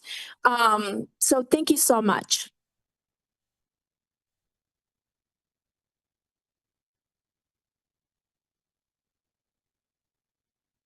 Up next, we have Raj Jalan, followed by Peter Davies. And to prevent that popping sound, if you just do not touch the mic, you can just lean into it. Good evening, board members and Napa community. My name is Raj Jalan, and my daughter Priya, she goes to the program Moving Forward Towards Independence in Napa in the Bajo district. Marita mentioned that earlier. I'm a board member of that as well. So Priya has been in the program Moving Forward since 2017. And for the first 6 years, every day she had a very hard time waking up and getting about and going and doing her things because the day programs that exist are not very good. So essentially, she had lack of enthusiasm. And then 2 years ago, through DSPS, she joined music classes, and that changed her personality.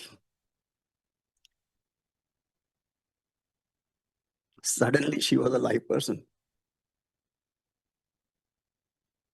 Also, this year, she started doing adaptive PE.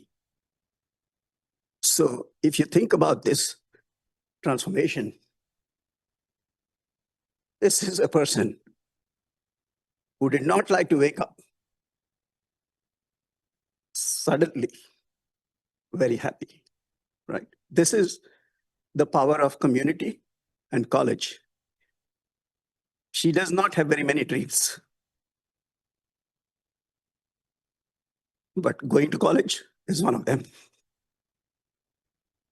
If this program ends, if DSP is cut and adaptive PE is removed, it means, you know, a regression, a huge regression for her. And it's not just her. You heard thousands of stories today. So the creator has already handed them bad cards. Let us as a community not worsen the situation. It is not too much for these little hope, little dreams, multiplied thousands and tens of thousands of times to be shattered by decisions that will be very hurtful to the community. So it is my request to the board to really reconsider this decision and ensure that pretty much all the state laws and the federal laws that talk about equal access and equal opportunity are really adhered to and not just provided lip service. Thank you.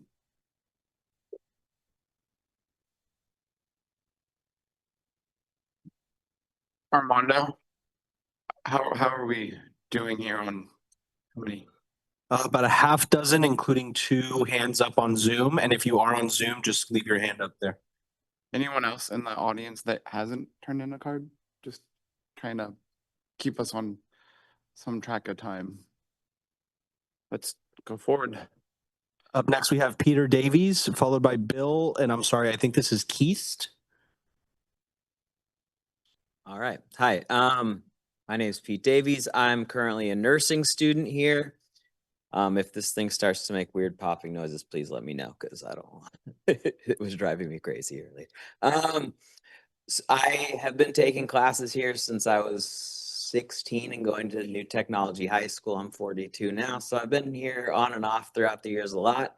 A few years ago, I was diagnosed with ADHD and attentive type, and as I was working towards nursing school, realizing that the stakes were a lot higher, there was a lot less margin for error. I should get screened, see if I can get some help. And thankfully, I was able to. I've been benefiting from the testing center and the wonderful staff that work there for the last few years. And I haven't been deemed to speak for all the nursing program, but I know others who benefit from DSPS. Many of them are single parents, they have kids, they live out of town. I happen to be none of those things, so I have the luxury of being here tonight. But I do want to speak for one of my classmates who gave me some notes to share about her own opinions. This is from my classmate, Esme Chavez. She said, as a student who benefits from DSPS, I want to express my concern about the proposed cuts to DSPS due to funding.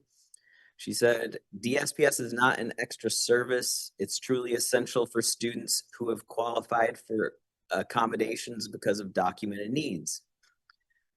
These supports allow us to have equal access to our education, and as a second-year nursing student, I can say these services are critical.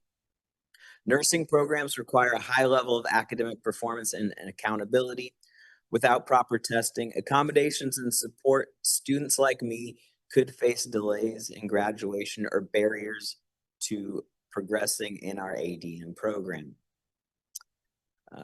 I also want to highlight the tremendous asset that we have in the staff at the testing center.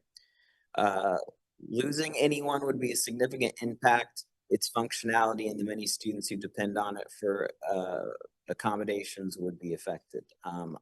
I've come to know them well, and I could even say they're friends. And I know that when one person is not there, it's a big thing. So for someone to get cut, I can't imagine the impact it's going to have on the program. Sorry, that last slide was me. Back to Esme. These decisions directly affect student success. DSPS is about equity and access. I urge you to reconsider these cuts and prioritize maintaining these essential services. Thank you for your time. That was Esme, and thank you.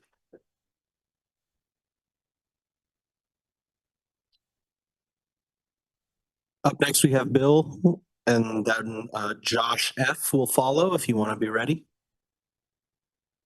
I'm sorry, can you have the last name? East. Oh, that's right. Good evening, esteemed members of the board. My name is Bill Keast. I'm an administrator with Napa Valley Support Services, and some of our clients avail themselves of your program. And I can't tell you what that adds to their quality of life. If you could spend some time with them and see that, it would affect you, I'm sure. I concern myself about what they would do if this program is cut. There's no alternatives in the Napa Valley. They would have no alternative to the benefits of what they get here. I also come to you as a father of a son who's Down syndrome. And he went through a 2-year program at the College of Marin. I live in Novato. And he went in there as a rather sickly, tentative young man who, really didn't have a whole lot of aspirations for his life. 2 years later, he left College of Marin with a certificate in special education as a strong, healthy, and very confident young man who then went on to work at Safeway for many years and became the go-to guy because of his physical prowess, which was definitely not the case when he walked in to College of Marin as an 18-year-old. And he's continued to reap the benefit of what he got there in a program that's very similar to this, not nearly as qualified as this, or as in depth, let's say. But he learned, how to exercise and how to do things that would help him and discover his own way of keeping healthy and strong. He still lifts weights. He can still hit a softball at 40 years old. He can still catch a pass. and he can still sink a basket, and he loves to hike. And he would have been doing none of those things if it hadn't been for the program that he went through. I also want to say that in my lifetime, I've served on 2 board of directors, or 2 boards, one of which was the Kaiser School of Allied Health Sciences. And we taught young people how to become phlebotomists and radiological technicians. And we had to make when I was on that board 4.5 years, we had to make some very difficult decisions, financial. Every higher institute of learning has financial limitations and has to juggle things to make it work. And I know that. But where I always drew the line in every vote I made as a member of that board, I looked at what that would do to the quality of life of the people who would be affected by my decisions. So I'm asking you, please do not cut this program. Thank you.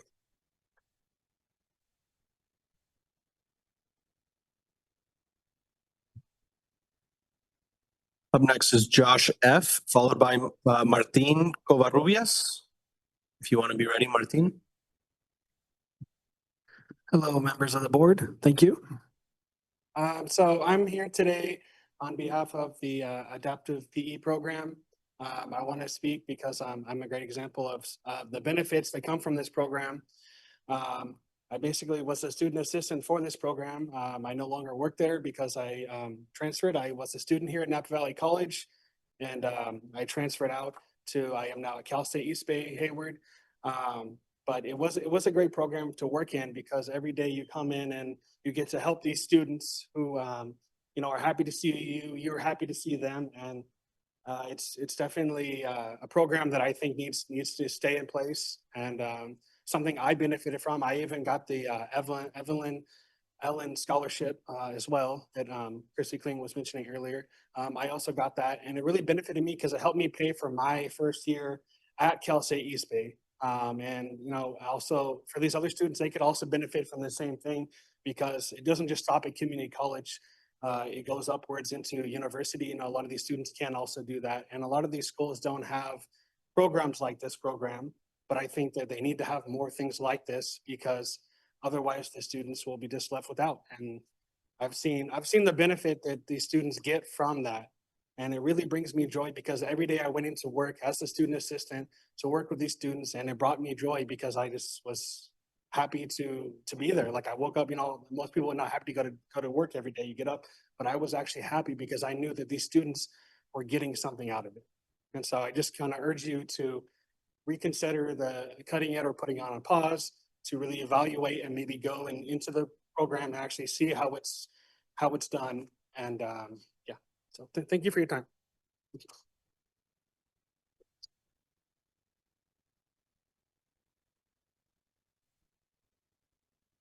Up next, we have Michael Epstein. Oh, I'm sorry, Martin Covarrubias. No, Martin. Okay, thank you. Then we will move to Michael Epstein, followed by Miguel Soto.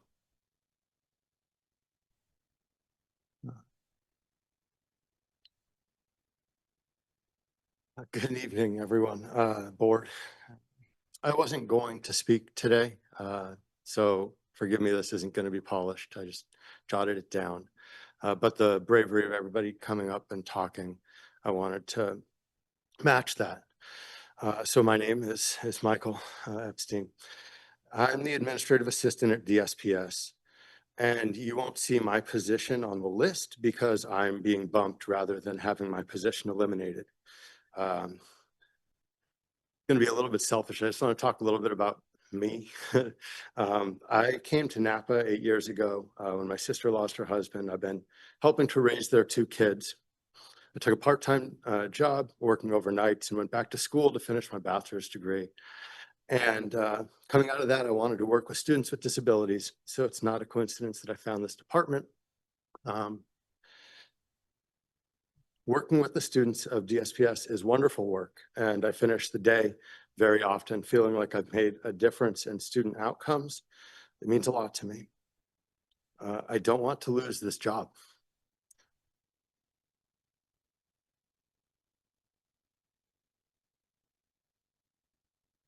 Sister's been asking me recently if I'm going to be giving her kids a cousin.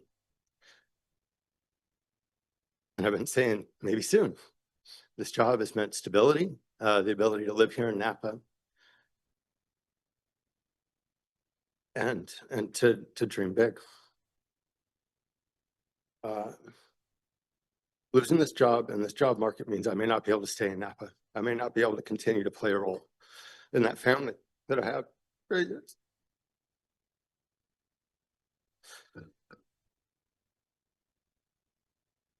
I've become a part of the community here in Napa.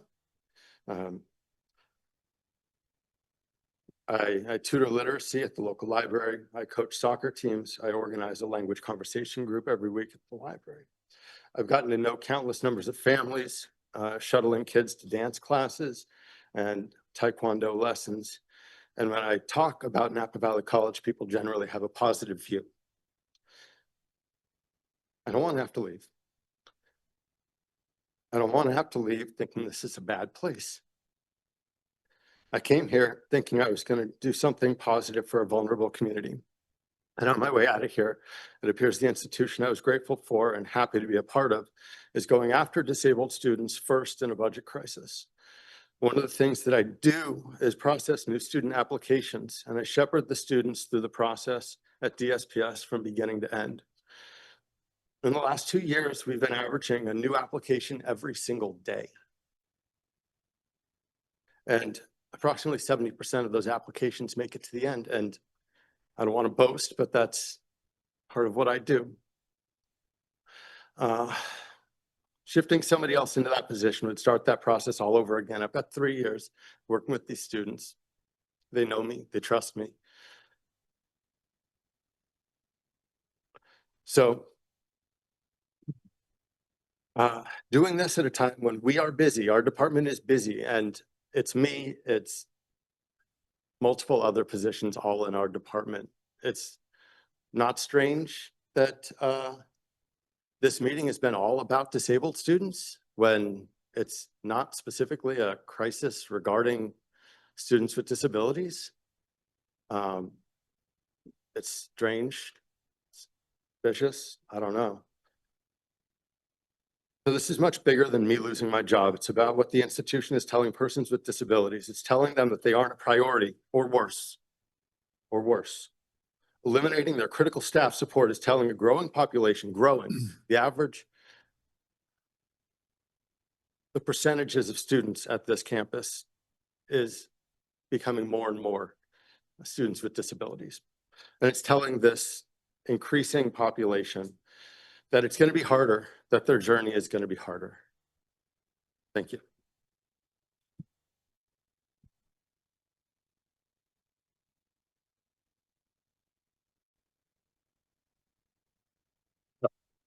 Up next is Miguel Soto, and then Kira, you'll follow. Hello, board. I am Miguel Soto. I have been an instructional assistant for Christy's class for seven years now. And those are 7 years that I would cherish probably for the rest of my life. I've made some good friends, and hearing their stories right here have made an impact on me.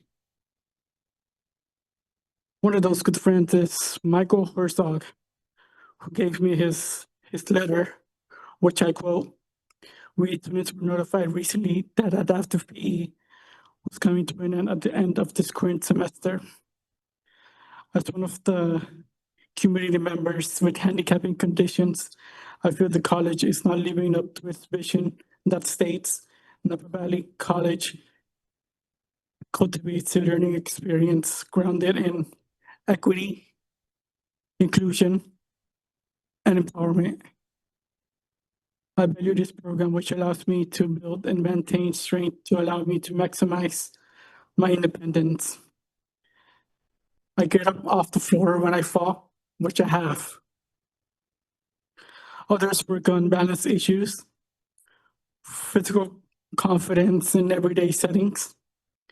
This cohort does not money by champions to support your program. I am disappointed in the college's decision to leave a portion of the community without access to high quality supportive physical education. Michael Herzog."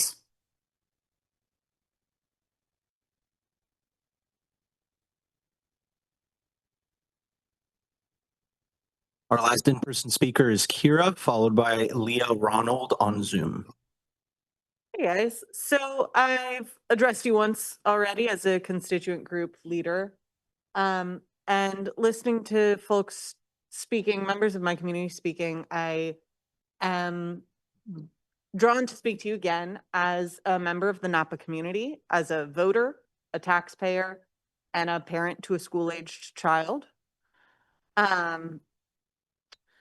I have shared before, but don't expect you to remember the minutia of my life. But I have an autistic 4-year-old. He'll be 5 next week, and he just completed his first year of TK, or is completing his first year of TK in a Napa County school. And when I heard parents and students speaking tonight, I saw very clearly the future of my child as a disabled student and a potential future disabled scholar in higher education. He's very young, of course, but I have always thought that the community college would be here for him as a member of the Napa community. And it's disheartening to hear how profoundly disabled students and disabled student services are being devalued, because it is a decision about values. And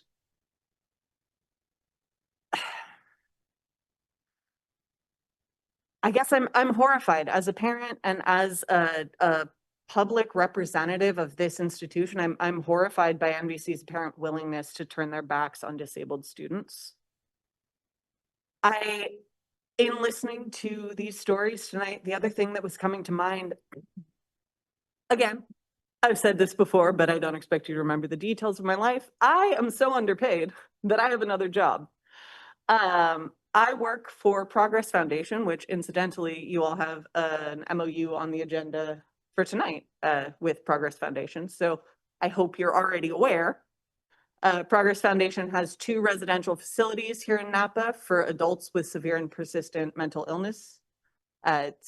There's a rehabilitative aspect to both of these programs, but these are individuals who are disabled. They are suffering from mental illness to the point that they are disabled by their mental illness.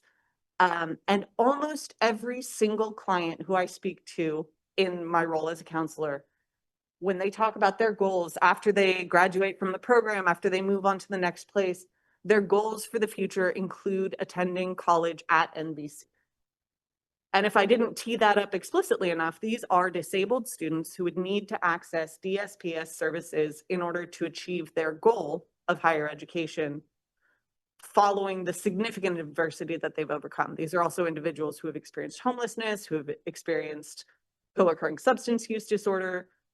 And for them, members of our community, as well as disabled students like my son, Napa Valley College has historically represented hope. It's represented a hope for something else, something they can achieve, something they can do, something they can work towards.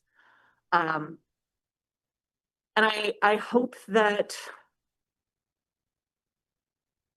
you'll keep that narrative, that community narrative about what NVC represents to our community in mind as you deliberate here tonight. Because it seems like something else that's been rattling in my mind since a conversation Dr. Powell and I had earlier today is that NVC is currently at a point of crisis of identity. Are we a well-rounded community education institution? Or are we trying to become a streamlined boutique 15 to finish facility? Because if we're looking to become the latter, we're leaving a lot of our community behind. And yeah, that's what I have to say. Thank you.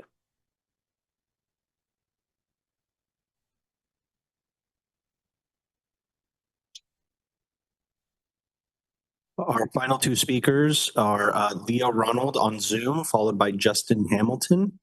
And Leah, you should be able to unmute yourself here and we should be able to hear you. Okay, can you hear me? Yes, we can. Thank you. Okay, thank you. So I am Leah Ronald, the director of Napa Valley PSI. We have a long history of working in collaboration with Napa Valley College to provide individuals with disabilities the training and support necessary to be active and included members of our community. PSI has had a contract with the college that was once over $100,000 per year, but it's been reduced over the past couple of years. This year, it's actually down to $17,000. I have heard that it's now proposed to be cut altogether. As you can imagine, the loss of this funding has been significant for PSI, as we're a small organization and the college funded a significant portion of our overall budget. It's important also to note that PSI has been recognized nationally for our work to move services from being a site-based program to now being 100% community-based. Helping people with disabilities be included in their community is in keeping with our mission to enrich lives through employment, relationships, and community involvement. The college partnership has played a significant role in this effort, as hundreds of students have benefited from individualized supports over the years. As part of this partnership over the past couple of years, PSI has also had the opportunity to utilize space on the college campus for our employment classes. This has been important to those receiving services as they get to experience being a part of the college campus. Lastly, we're saddened to hear about the possible closure of the adaptive PE program. Many of the people that we support, some of whom you heard from earlier, really enjoy the classes. It supports their health and their wellness, and the personalized training provided by the staff has been amazing.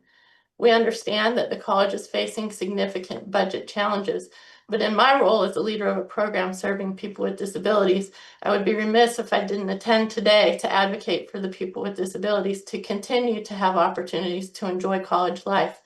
For many of us, this is an important part of our educational and social experience.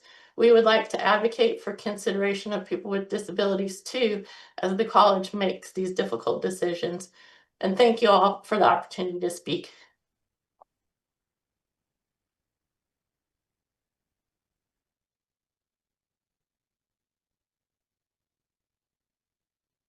And our final speaker is Justin Hamilton. And Justin, you should be able to unmute yourself here. Good evening. My name is Justin Ho. I am North Bay, Napa County, and Marican. I will remember Dr. Christie when I first started her class for 4 years in transition class, and she invited me and my teacher Kim Missing in transition 4. I know I love her so much.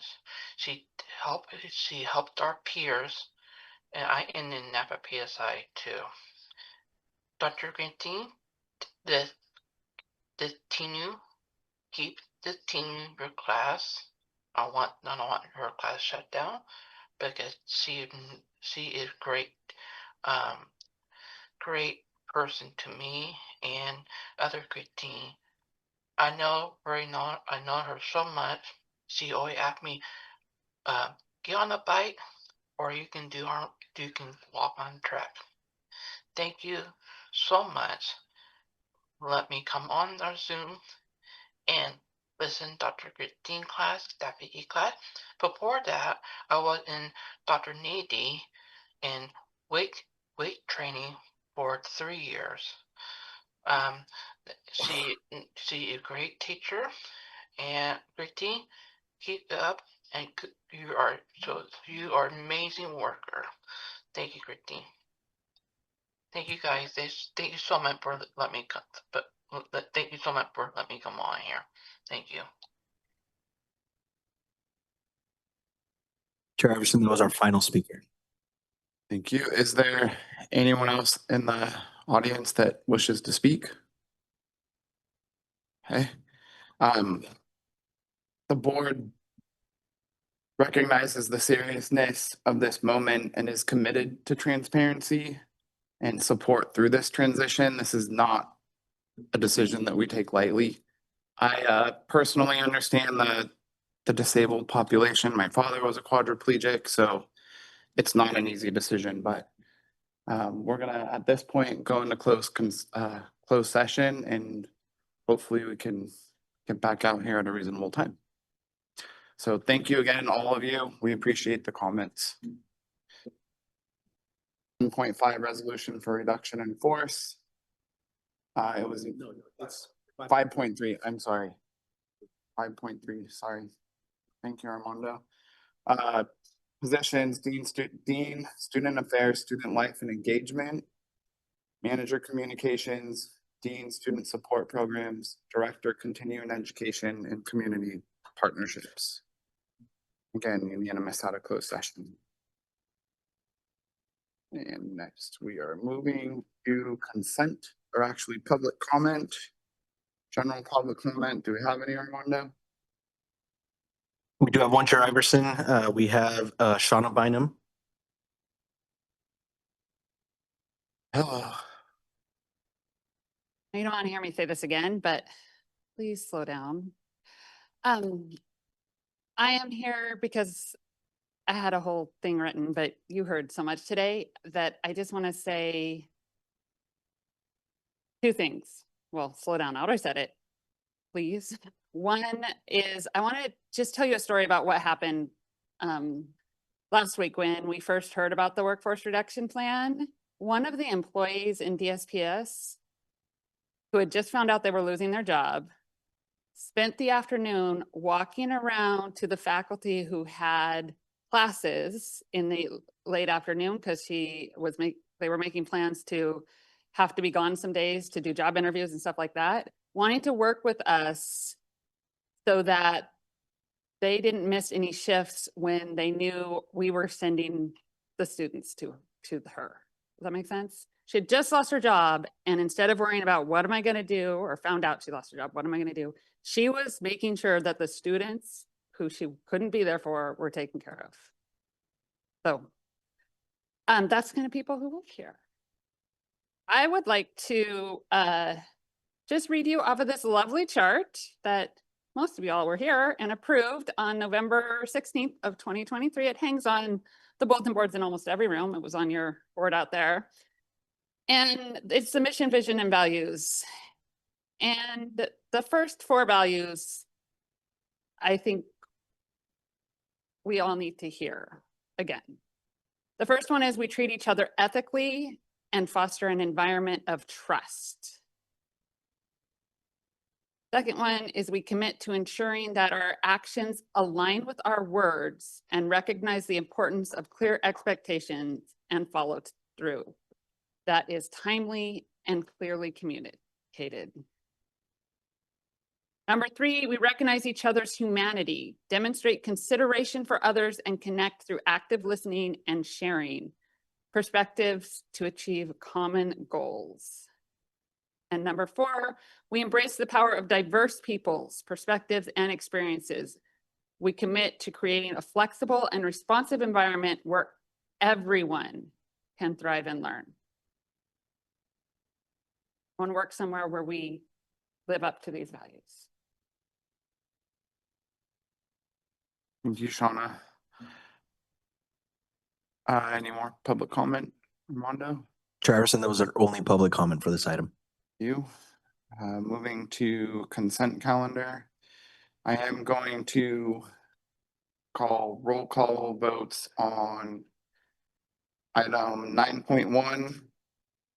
What, are we on consent calendar?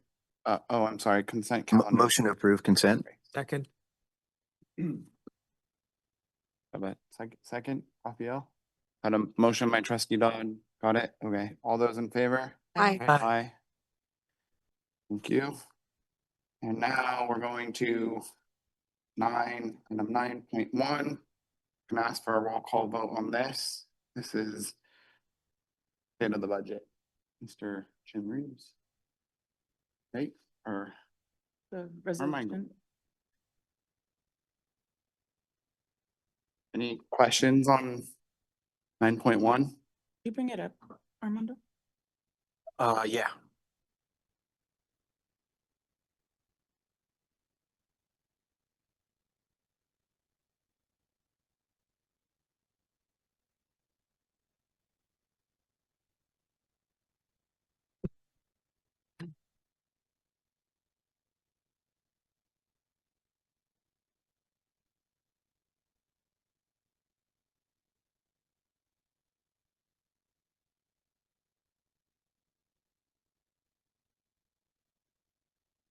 Not for me, it's just to have it up like we usually.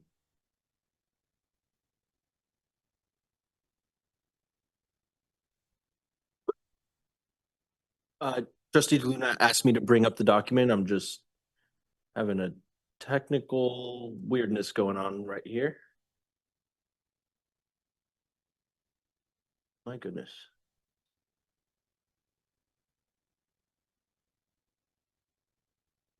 For this action item, we would ask if there's any public comment and then take a motion, discuss and vote.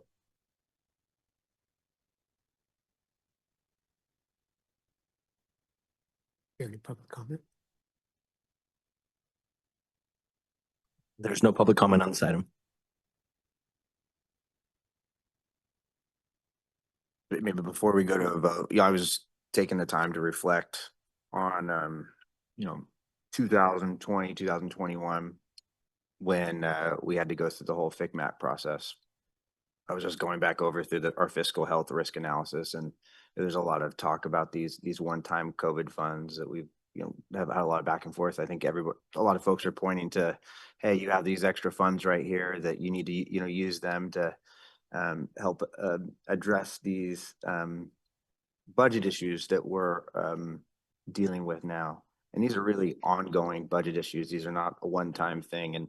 And looking back at the fiscal health risk analysis, this is one big problem that we had going into 20 and 21, is that we used one-time funds for ongoing expenditures, annual expenditures. And I can point to the specific policies outlined and recommendations in the FICMAT report, but it is very clear on this point, is that we should not be using, and it is bad fiscal policy and not recommended in any sort of fashion, to use one-time funds for ongoing expenditures. So that's just more of a general statement. I think at that point is relatively clear in the resolution, but I did want to read that out for the record.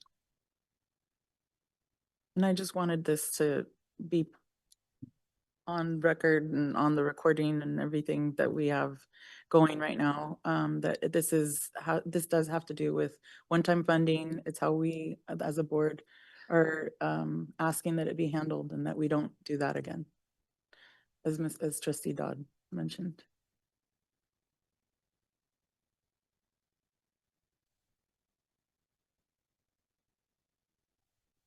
I'll make a motion to approve Resolution 2601. Second. Roll call vote, sorry. Roll call vote.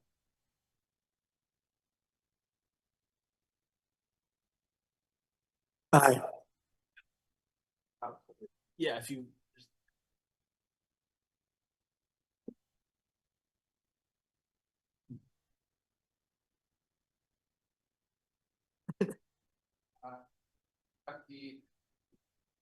Aye.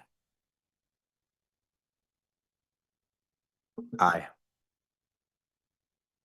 Aye. Aye. Aye. Aye.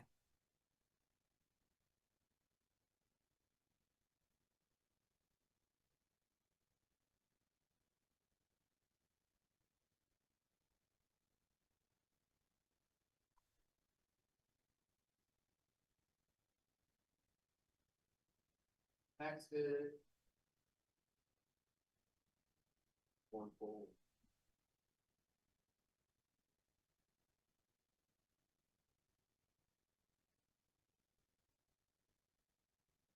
Make a motion to approve our updated board goals for 2026 to 2027. This is just a 1-year period of time. I'll second it, and then we can have discussion, correct? I just want to highlight that it is a 1-year, they are 1-year goals, based on the fact that we're hoping to have a new superintendent president and have new board goals adopted soon after, or at some point early in his tenure. I also want to highlight that number 3 does state continue to lead from a framework that incorporates diversity, equity, inclusion, anti-racism, and accessibility into all facets of campus operations. And I truly believe that that we are doing that.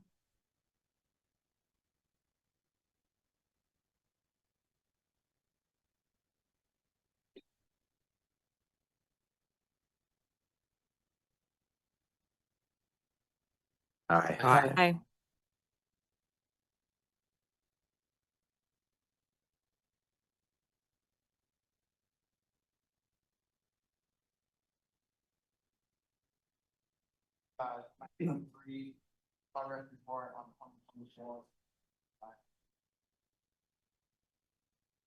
Good evening, Board.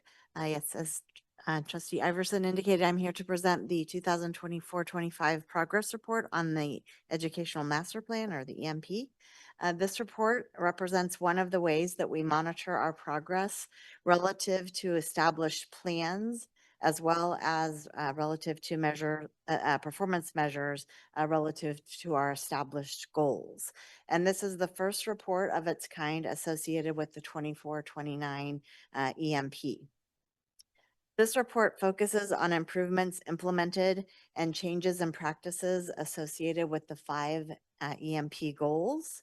It's structured around 3 parts of the EMP. So the goals, and then the associated strategic directions, and then performance metrics. And those are evaluated, the performance metrics are evaluated based or against the targets that were recommended by the Planning Committee last spring. So the report was compiled by my office based on information that was provided by members of President's Cabinet, and I provided the recent performance on the metrics. So I'm pleased to report, hopefully you've had a chance to engage with it and read it. I think that Dr. Powell had distributed it in his one of his December weekly notifications to you. So I'm pleased to report that we have information to share for all areas of the EMP, reflecting the accomplishments that were achieved in year 1, as well as the year that the EMP was being developed. So in 2023-24. So I just want to highlight a few of the activities that are described in the report. So NVC strengthened guided pathways practices by developing program maps and posting them on the college website for student reference. We updated our credit for prior learning policies to remove barriers to student completion. We updated curriculum in 29 career education programs to reflect current industry standards. And we instituted regular training sessions and workshops to inform the campus community of new budget practices and expectations. Also, we increased performance on metrics, including the application to enrollment rate and the conversion rate, student participation in our support programs, transfer to 4-year institutions, and we reduced equity gaps among 3 disproportionately impacted groups.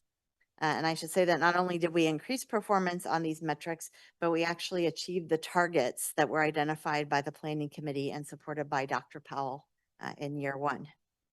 So this report has been shared with the Planning Committee as well as Cabinet. And I think that, as I mentioned, that Dr. Powell had circulated it to you all back in December. I have discussed the report before it's released to the Planning Committee and Cabinet. I discussed with both Planning Committee Co-Chair Hope Scott and Dr. Powell some ideas for improvements in the future regarding this report. So a couple of those that I wanted to share with you is that one, we plan to incorporate student voice into future progress reports to capture the improvements from their perspective. And then also we're aiming to complete the report and distribute it earlier in the fall semester. And that is intended to help inform planning, including the development of strategic initiatives across the campus community. Happy to answer any questions. I have some questions just about, great job. I think everybody's doing a wonderful job in meeting these goals.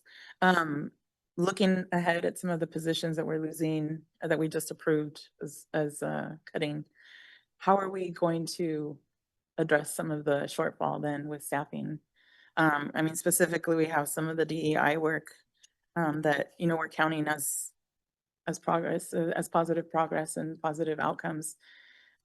I don't know that you have the answer right now, but that worries me that we're gonna now have a shortfall in, you know, some of the work that we're doing, and that we won't be able to meet our goals going forward. Oh, I think certainly some of the EMP will be one of the guides, as it has been, and I think that the board has identified that, as well as continuing to inform our planning, and that will need to factor into future reorganization and any other additional decisions to redistribute the work, ensure that this does remain in the front of as part of our focus. And so just to confirm, you know, the EMP is a working document that would be updated or changed as needed based on that, or no? It's not a living document in that way. There might be different priorities that are emphasized at different times because of some of the changes, but these are our goals, and there isn't, you know, these are goals that we set locally for ourselves, and we continue to monitor them. If we don't meet all of them, there isn't necessarily a repercussion for that, but it will be you know, a matter of working with Dr. Powell and future superintendent president to prioritize to ensure that we achieve as many as possible. This document will help us. I mean, this is a progress report. So the next one will help us understand if we're really falling behind on that, or we're keeping that progress going, right? And then help us inform what we might do if that progress stops, or you know, there's a decline. Yeah, so the way the progress report is outlined is that each year is a formative report. So what was accomplished each year to help promote the goals of the EMP. So this, we're not going to repeat what's been in this report. We'll be highlighting what happens you know, for academic year 24-25, so including the fall semester.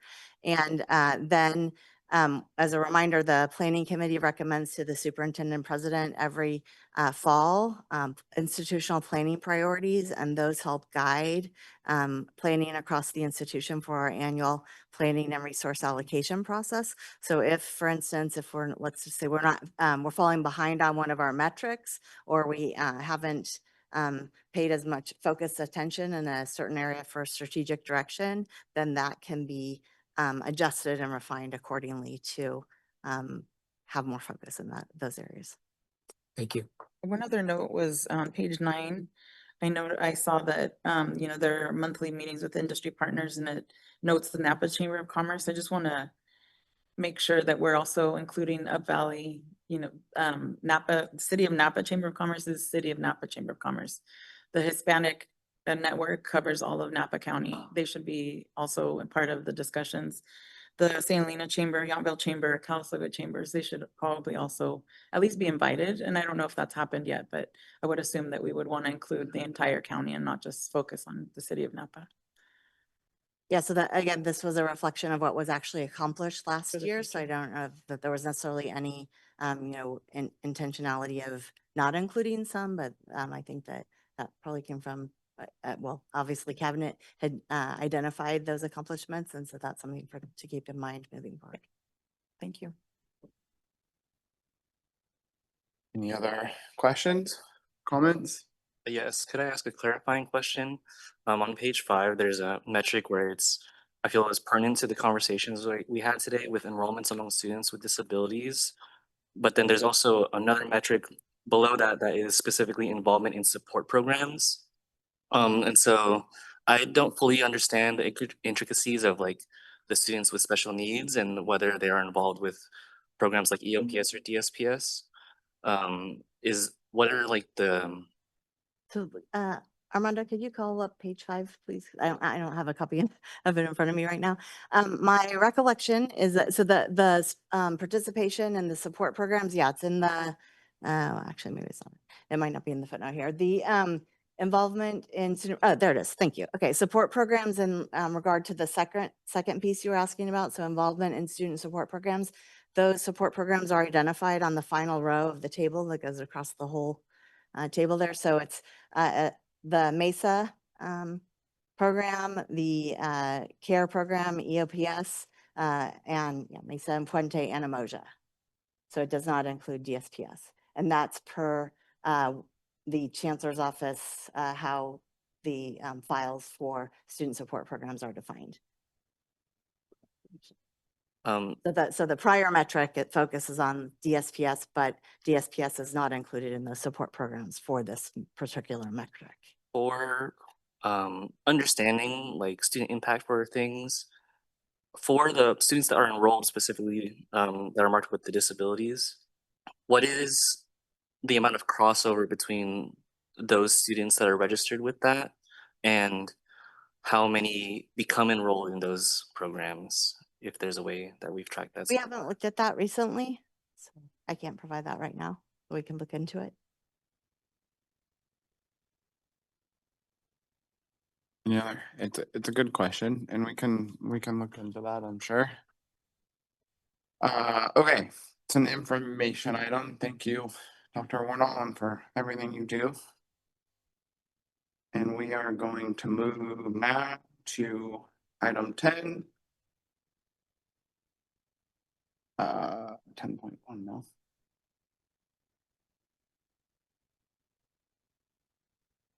Yes.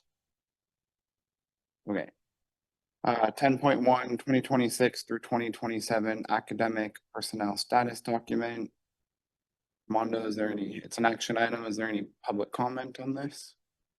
There's no public comment on this item. Okay. I'm gonna ask for a motion. A second. I'll make a motion to approve. Motion by trustee DeLuna. Do I have a second? I'll second. Second by trustee Olson. Any questions, comments? All those in favor? Aye. Aye, thank you. Next, we are moving to action item 10.2. Consideration to enter into an employment agreement. Armando, do we have any public comment on 10.2? There is no public comment on this item. Okay. Prior to considering this matter as required by Government Code Section 54953 C3. You guys are taking notes. I am providing an oral summary of the recommendation regarding the salary and fringe benefits under the proposed contract. Educational Administrator. The district is entering into an employment agreement with Dr. Priscilla Moore as Assistant Superintendent Vice President, Academic Affairs beginning March 13th, 2026 through March 12th, 2029. From March 13th through 2026 through December 31st, 2026, the Assistant Superintendent Vice President will receive a monthly salary at range 3, step I on the Vice President salary schedule, which is $20,033.83. Dr. Moore will advance on the salary schedule one step on January 1st, 2027, and one step on January 1st, 2028. Salary will be prorated for any partial month of service. The Assistant Superintendent Vice President shall be entitled to receive the same fringe benefits as the administrative confidential employee group. Okay, I had a motion on this one, didn't I, Armando? Or Didn't no? we already approve? Okay. What? Didn't we already approve it? Did we? Closed? This requires a motion, a second, and a vote here in open session as well. We didn't approve it in closed session? The closed session item was the discussion, and the action is taken here in open session. I move to approve the contract. Aye. I Second. All those in favor? Aye. Aye. Thank you. And moving to 10.3, this is an information item, public comment, 2024-2027. Napa Valley Community College District and Napa Valley College Faculty Association, CCA, CTA, NEA agreement. I'd like to make a motion to approve. Thank you. Have a second? I'll second. Chair Iverson, this item is split into two. We're required to first give an opportunity for public comment as its standalone item, and then we'll take action at the next item for 10.4. Yeah, I got my motion before I even finished reading my readout though. Okay, so this item is on the agenda to allow for public comment regarding the proposed 2024-2027 NVCCD and faculty union agreement. Is there any public comment? Shauna? No? There is no public comment on this item. Okay, and then I did have a motion from trustee Kishnev and then a second. I motioned and he Okay, opposite. Motion from trustee DeLuna and a second from trustee Kishner. All those in favor? Aye. Aye, thank you. And now we are going to action item 10.4. Approval of 2024-2027. Oh, I already did that one. I'm sorry. Getting dizzy from this. Okay. I'm gonna ask for a motion on this one, or are we good now? Armando, is this the second part? Trying to follow. For this item, you would start with asking for public comment, and then we would take a motion, a second, discussion, and a vote. Okay, We're on 10.4. yes. No, 10.4 was the previous motion in action. We are on item 10.5. okay. Roll them into one. Okay, so this I am gonna ask for roll call vote on. This is. Do we have public comment? Do we have any I'm discussion? Do gonna you have to any ask for questions? that. No, Yeah. so 10.5 action item resolution for reduction in force. Is there any public comment on this one? There is no public comment on this item. Can we note that there was extensive public comment earlier? Okay, that had to do. 2 with- hours, yes. That had to do with this, yeah. So even though there's no public comment now, there was There quite a was bit extensive earlier. public comment on this. Not an easy decision, very hard. There's a lot of emotion in this, and it was not taken lightly by this board. I commend our cabinet for the work and all the time and hard conversations that went into this. This is not an easy decision for anybody, board included. So I appreciate all the work from cabinet, Dr. Powell, and the district as a whole. With that, I'll call the question. Or actually, we had. Can I ask, can I Yes. ask some questions? Please. Thank you. And no, I'd echo,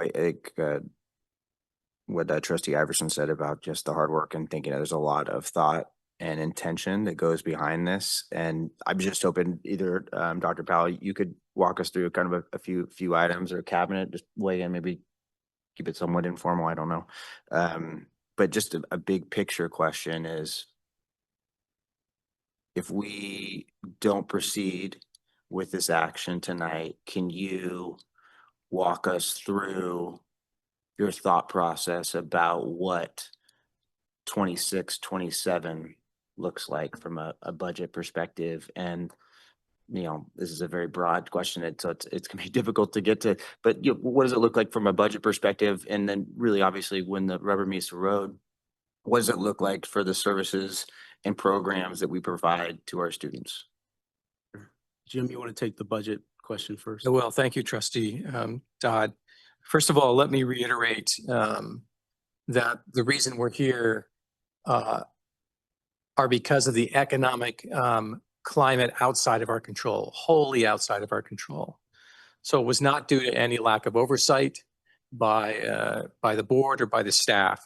In fact, I've never seen as much oversight for fiscal matters as in my career as I've seen here. That said, if we had not done anything, let me just back up a moment. So we saw losses at the federal level. We all know about the HSI grants being withdrawn. At the state level, we're seeing our categorical and our state funding drop back a little bit, being withdrawn a little bit in some areas and not funded in some other areas. And our local property taxes in 25 underperformed based on projections by about $775,000. As we project those out over 5 years, and we do a 5-year projection, based on some assumptions and those dollars that we would not be receiving, had we not done anything, nothing, we'd be $4.5 million in the hole by fiscal year 28. We'd be almost $7 million in the hole by 29, and almost $10 million in the hole by 30. So, and you recognize that our costs escalate every year based on contracts and the increased costs of employee benefits, in addition to increased costs and operational costs. We have combed through carefully all of our expenses. We have reduced several areas, and we still have some work to do in that area. But most of you know that over 80% of our budget is in salaries and benefits. And so in order to effectively address the financial stressors we had to look towards some reduction in force. And that's what you're seeing today. I think others might reflect on program review and how we made those decisions. But from a fiscal perspective, we would be in much worse shape 1 year from today had we not done anything, and terrible shape 2, 3, and 4 years today if we had not done anything. Based on our projections, and I think they're reasonable, and in fact, property tax, from my perspective, we might even be a little ambitious in our assumptions at 3.5% increase annually. So I think we need to be careful there, and frankly, we need to be able to say we can address those with any funds that we're holding back to address that risk. So that said, Trustee Dodd, I'd certainly be open to any further questions about the fiscal nature of these decisions.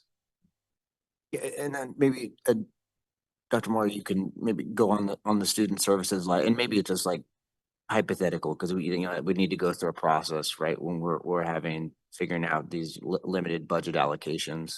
But VP Reeves, if you could, how much in federal funding was lost, relative to previous years? $2.5 million federal funding alone in 28, and that falls off the table completely at 28. So we have a little bit continuing through this year, and it goes to zero. So $2.5 million by fiscal 28, and then no additional revenue after that in federal funds. Sorry, just as a clarifying point, the 2.5 million, that's tied to what funding source? The federal, but what, was it a grant? HSI, largely HSI, Triple S Trio Okay. grants, and there was another one I don't recall exactly. So the plan right now from the feds is that that's going to completely fall off 27, 28. Yes, it's gone. It's gone. It's gone now, Yeah. but it's gonna, I mean, it was in a weird status this year, wasn't it? It was taken, but it was. We have some of the funding that will evaporate actually in September 30th of this year. Okay, and then it's just promised to be It's gone. completely gone. Those grants are gone. Mhm. And we've all read about those, and we know about those. And frankly, most institutions in the country are facing the same kind of challenge with respect to federal funding for those kinds of grants. We've received those grants for probably like well over a decade. Yes. Yeah. And Dr. Moore, I'm sorry if I'm dominating, so please, just like you did, Trustee DeLune, I appreciate that question very much. Jump in, please. That's okay. But yeah, just looking at like what would next year look like from a student services, I mean, just potential outcomes, and this is all hypothetical. Academic or G? student services? I think this one's Dr. Dr. G? G. Yeah. So yeah, actually, I'd like maybe the both. I think it can have two sharp minds maybe weigh in on this. Thanks for again. Sure. So you're just so I'm clear on the question, you're asking if we don't move forward. Is that right? Correct. Okay. Yeah. Yeah. So if we don't move forward, then we'll continue to offer the important services we've been offering through our different programs. We'll continue to do that. If we did move in that direction, we just need to really rethink how we do it in a way that's going to make an impact for our students. So I think that's the conversation we need to engage if we move forward. But if we did not, we would continue the practice of making sure we're meeting our students where they're at, doing what we need to serve what we've always been doing, really.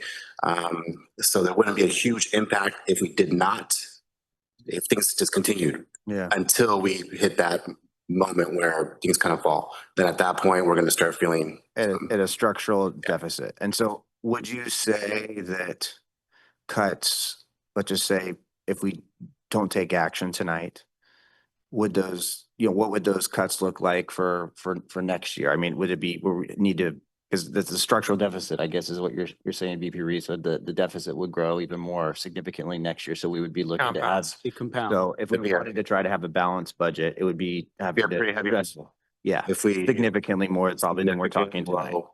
Financially for us, obviously next year and the years after, which would impact our services in a very negative way. So we at least would have some time to prep and to really prepare to do some work around what student affairs would look like over the next academic year. Trustee Dodd, from a fiscal perspective, essentially taking no action would compound by the compounding rate of increasing the percentage of individuals who advance on the salary schedule, increased benefits cost, and then lost opportunity cost as it relates to not having executed the prior year. But I can say with confidence that the deficit does not go away if we take no action tonight. It only gets worse. I just want to highlight that though, we're looking at actual money that has been taken away. There is a lot of talk about MSI, Minority Serving Institution, grants coming out from the federal government, maybe some filling in by the state, but that's not something that we can count on.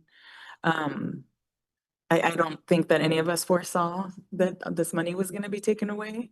But yeah, I like to be hopeful and thinking that maybe we can move forward and that something will change. So just wanted to make that note. Trustee Dillon, that's an excellent point. And if the MSI funding does come through the federal government and pass through the state at a future date, then that is somewhat of a game changer for the college. And I think conversations around what restoration of services could look like in that scenario would be a really good point. And I would actually advise that, in scenario building and development through a reorganization, which is the future of Napa Valley College, those different factors be things that are considered and factored into what the possibility could be for the district moving forward. One thing I would just advise, just in terms of ensuring that the district does not repeat some of the same circumstances that did initially create the financial burdens for the district that we're in now, is that we implement and continue to move forward with some of the stricter oversight and kind of policies that we've been enacting and continue to put into place to ensure the long-term viability of the college. Things such as ensuring that we are forecasting for the possibility of soft money funds to be revoked, and then having contingency plans in terms of what our services look like in the eventual scenario that could play out in terms of those funds maybe being a one-time offer. But I do think that all money coming back from the feds would be helpful, and I remain hopeful that not just for Napa Valley College, but for the California community college system and higher education in general, that there is proactive action for MSI funding. And as a call to action for anyone who's still listening or paying attention, within higher education space, we need advocacy, right? Like, this is something that is a direct result of decisions that are made by the U.S. Department of Education. And to the extent that we as members of the higher education and education community collectively as a whole, or people who are concerned with the state of public higher education funding, can use this as a rallying cry for more coordinated action and advocacy for continued support. That is something that is value added for all of us, because this didn't need to happen. And it's not anyone at this college's fault that this happened. This has happened to us. And I think through better advocacy and community connection and support, this is something that we will get through. And another question, as we're looking at these layoffs, what plan is there in place if funding were to be reinstated, or if we were to get some kind of funding? I think that is a component of the reorganization that will happen over the course of the next few months. And I would say that multiple scenarios, planning for those, it could be, as as VP Reeves mentioned, there's possibility that our property tax does not hit the threshold. We could underperform or overperform on property tax. We could receive MSI funding or not receive MSI funding. And I think we collectively as a campus community need to be prepared for all of those scenarios, because any one of those is possible, or variations of those things, right? So again, the call to action that I'm really stating for myself as president, members of cabinet, extended members of the campus community, whether you be students, faculty, classified staff, our priorities as we move forward are to build those scenarios. It is for us to focus in on what the next steps would be as it relates to a reorganization, build the different models out in terms of what our future next year and the years beyond can be through very meticulous, detailed work. of assessing how we're providing our services and examining ways that we can continue to provide this high quality of services for students, regardless of what our funding structure is. I want to just add one more thing in relation to the adaptive PE courses. It's obvious not only how important that program is to the college community, but the college campus, but the greater community, and the negative impacts that our budget cuts have on that program. I'm just hopeful that we can, as a community, explore creative funding alternatives to keep the program whole and going. I think that there's some good possibilities with our healthcare and nonprofit partners that we can potentially, redefine what the program looks like and make sure it's something that we can offer in the future. That was a great comment, and I think it was piggybacking off of your comment too, Trustee Luna, about I think looking for other opportunities. How can we and Dr. Powell, like how can we be greater advocates? And I think now is the time. But so in thinking about that, especially because that really resonated with me, how many folks here with adaptive PE, and obviously, Trustee Iverson, you have a very a personal connection with the program or the class. That's for Dr. Moore. Are there other opportunities to say, what are some other opportunities for us to utilize or potentially have that class? Like, what would that circumstance look like? And then. Are there any other opportunities or any other classes out there that those types of students in our community who would typically use adaptive PE? What else could they might take or enroll in? Just to add to that, I think something I would want to add is there a different way to offer the same course, but not have it be a for credit class, or just in a different mode so that the same students can take advantage of it, but it wouldn't necessarily be in the same or be categorized the same way that it is now? Yes. So first of all, I want to emphasize that we are an open access institution and we serve everyone, and that does not change. And our DSPS services, which continue forward, would support any students who enroll in other classes. We have a range of activity courses in our kinesiology program that are open to all students, and any of our students can register in those courses. If a specific class that is solely focused on adaptive PE were desired, one possible methodology would be to partner with a community group and agency to do a contract education class. If there's a partner who's willing to help support the class and underfund it, then we could certainly offer it that way in a partnership. So those are all possibilities, but I think it's really important to reemphasize that we're open access and continue to support all of our students in whatever classes that they choose to enroll in. Any other discussion? Yes, I would like to have the chance to jump in on the conversation. Just as a very quick follow up with what you were saying, I think that question is a very wishful thinking. Speaking with the students and the staff that support them and the personnel that support them, there is an extreme necessity for having that specialized training to help those students that, should they be able to move into the other courses, they do it with the support of the staff there that are able to assist them into being able to operate in that capacity there. The whole situation is very sudden for us students in the community. We've heard a lot today about the conversations from everyone being affected. Before we began our meeting today, I do best when I write things and I can explain my thoughts. And though a number of the thoughts that I am conveying are probably repeated, I think it is essential that for me in my position to say it officially at this point for the item. So here I go. I've had the extreme pleasure and fortune of being able to work with the board to guide our college in the best possible, most forward direction. And while I am aware of the need to cut back on operational costs and just the higher need to make sure we don't go into an extreme deficit, I am worried that some of the decisions that are being proposed are being hastily made and without the full necessary purview of the impact that it have on students. I was just a part of a conversation where we talked about underrepresented groups. And I worry that some of the positions and programs facilitated by the positions that are being cut are going to affect some students that do not have an alternative option. Namely, of course, the cuts to DSPS and particularly the adaptive physical education program.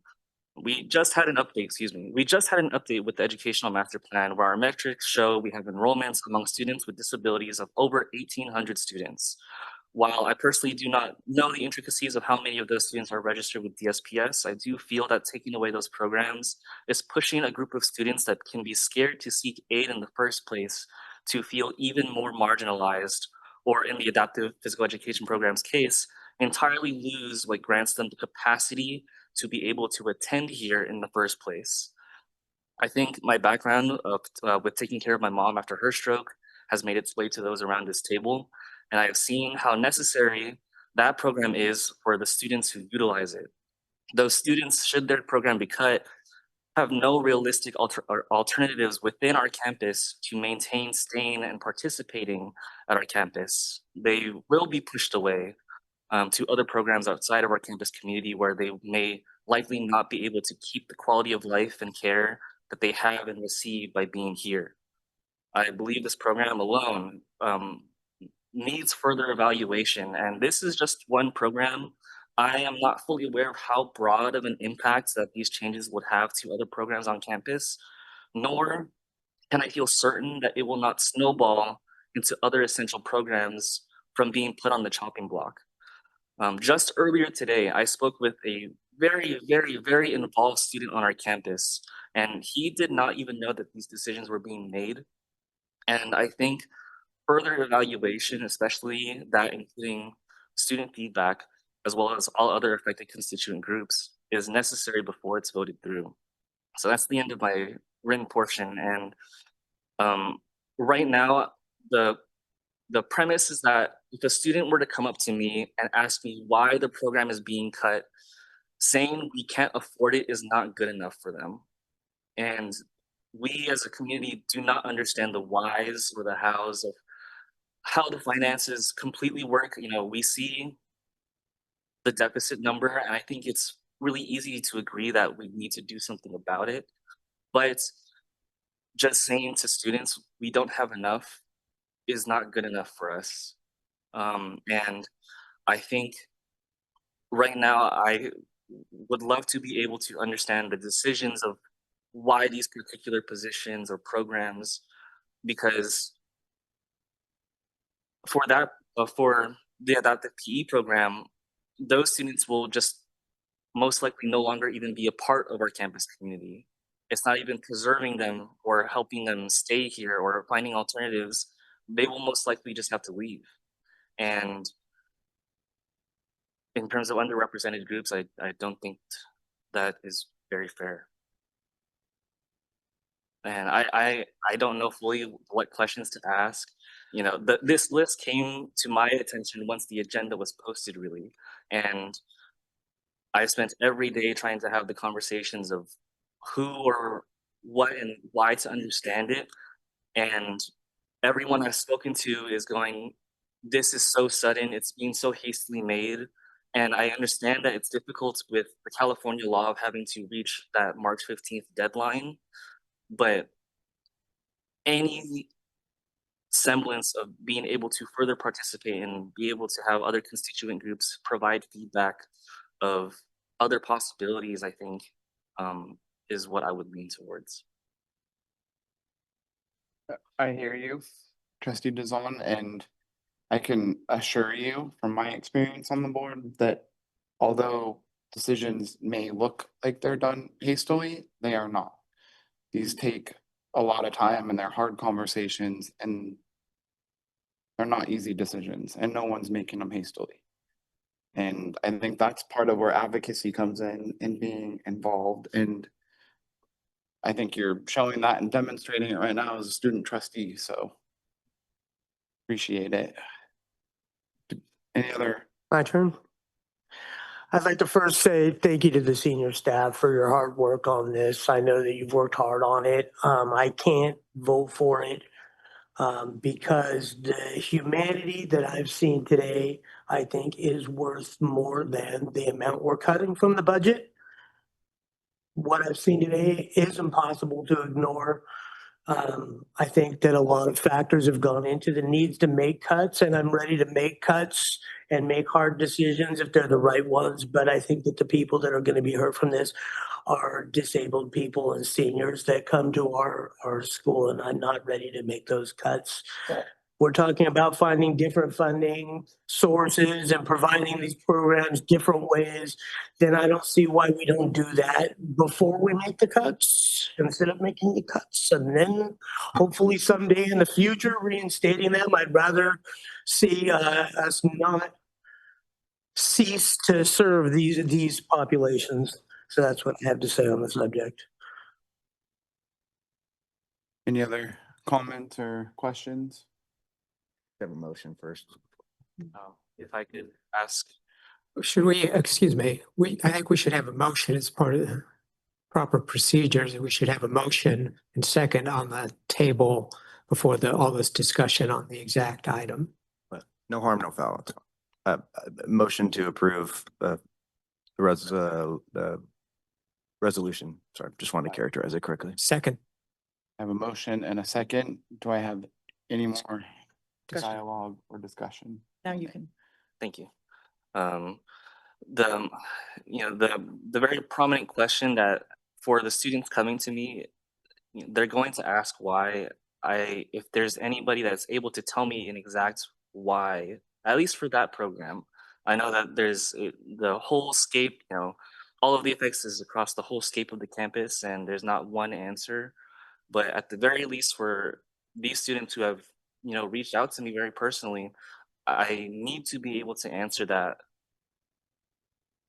for myself, at least, if there's a why in particular. Trustee Duzon, the simple answer to that is that the program itself has been operating at a deficit with respect to what the state apportionment or allocation we receive has. The district funds not insignificant portion of the total DSPS costs that exceed what the state or the state's allocation is. And as we're looking at a budget crisis, essentially one of the criteria by which we assessed would just be the existing funding source. There is a document and there will be some information released publicly that outlines the specific criteria by which we came to these initial budget reductions. What I will reiterate is something that I've stated publicly in the brown bag discussion last week, and I've stated pretty consistently since we became aware of the deficit and the magnitude, and that is that these initial reductions really are just level setting a bit in terms of the district's operating budget and providing space and latitude to the campus to conduct a more thorough and extensive reorganization of the college over the course of the next year plus. And it's going to take some time to do that. We are still, projecting a deficit. Like these reductions do not resolve the district's deficit in its entirety. And the district was, and the cabinet was very concerned with ensuring that we did not be too aggressive in cutting services that directly support students, while also ensuring that if we were going to make adjustments, they were sufficient to give the district the space from a budgetary perspective to actually reorganize itself. And, I'll state again that the real call to action for the district is to ensure that as we move forward, we're doing so with intentionality and prioritizing overall student success through a reorganization by being creative. And it will be a challenge for the institution.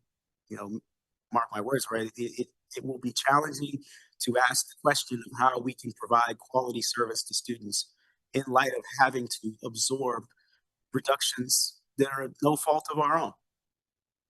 But that is, we are the chosen few in this moment, right? To really think creatively, to pull together as a community and attempt to reconcile, what our financial future will be in the coming months and years, and keep those values in which we've expressed in our board goals and our EMP at the forefront while we find these constructive and creative ways to provide service for students.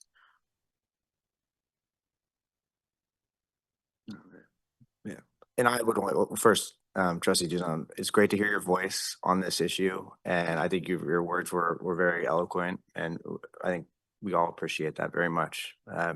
And I very much appreciate where you're coming from as well. You used the word snowball, and that's how I look at this.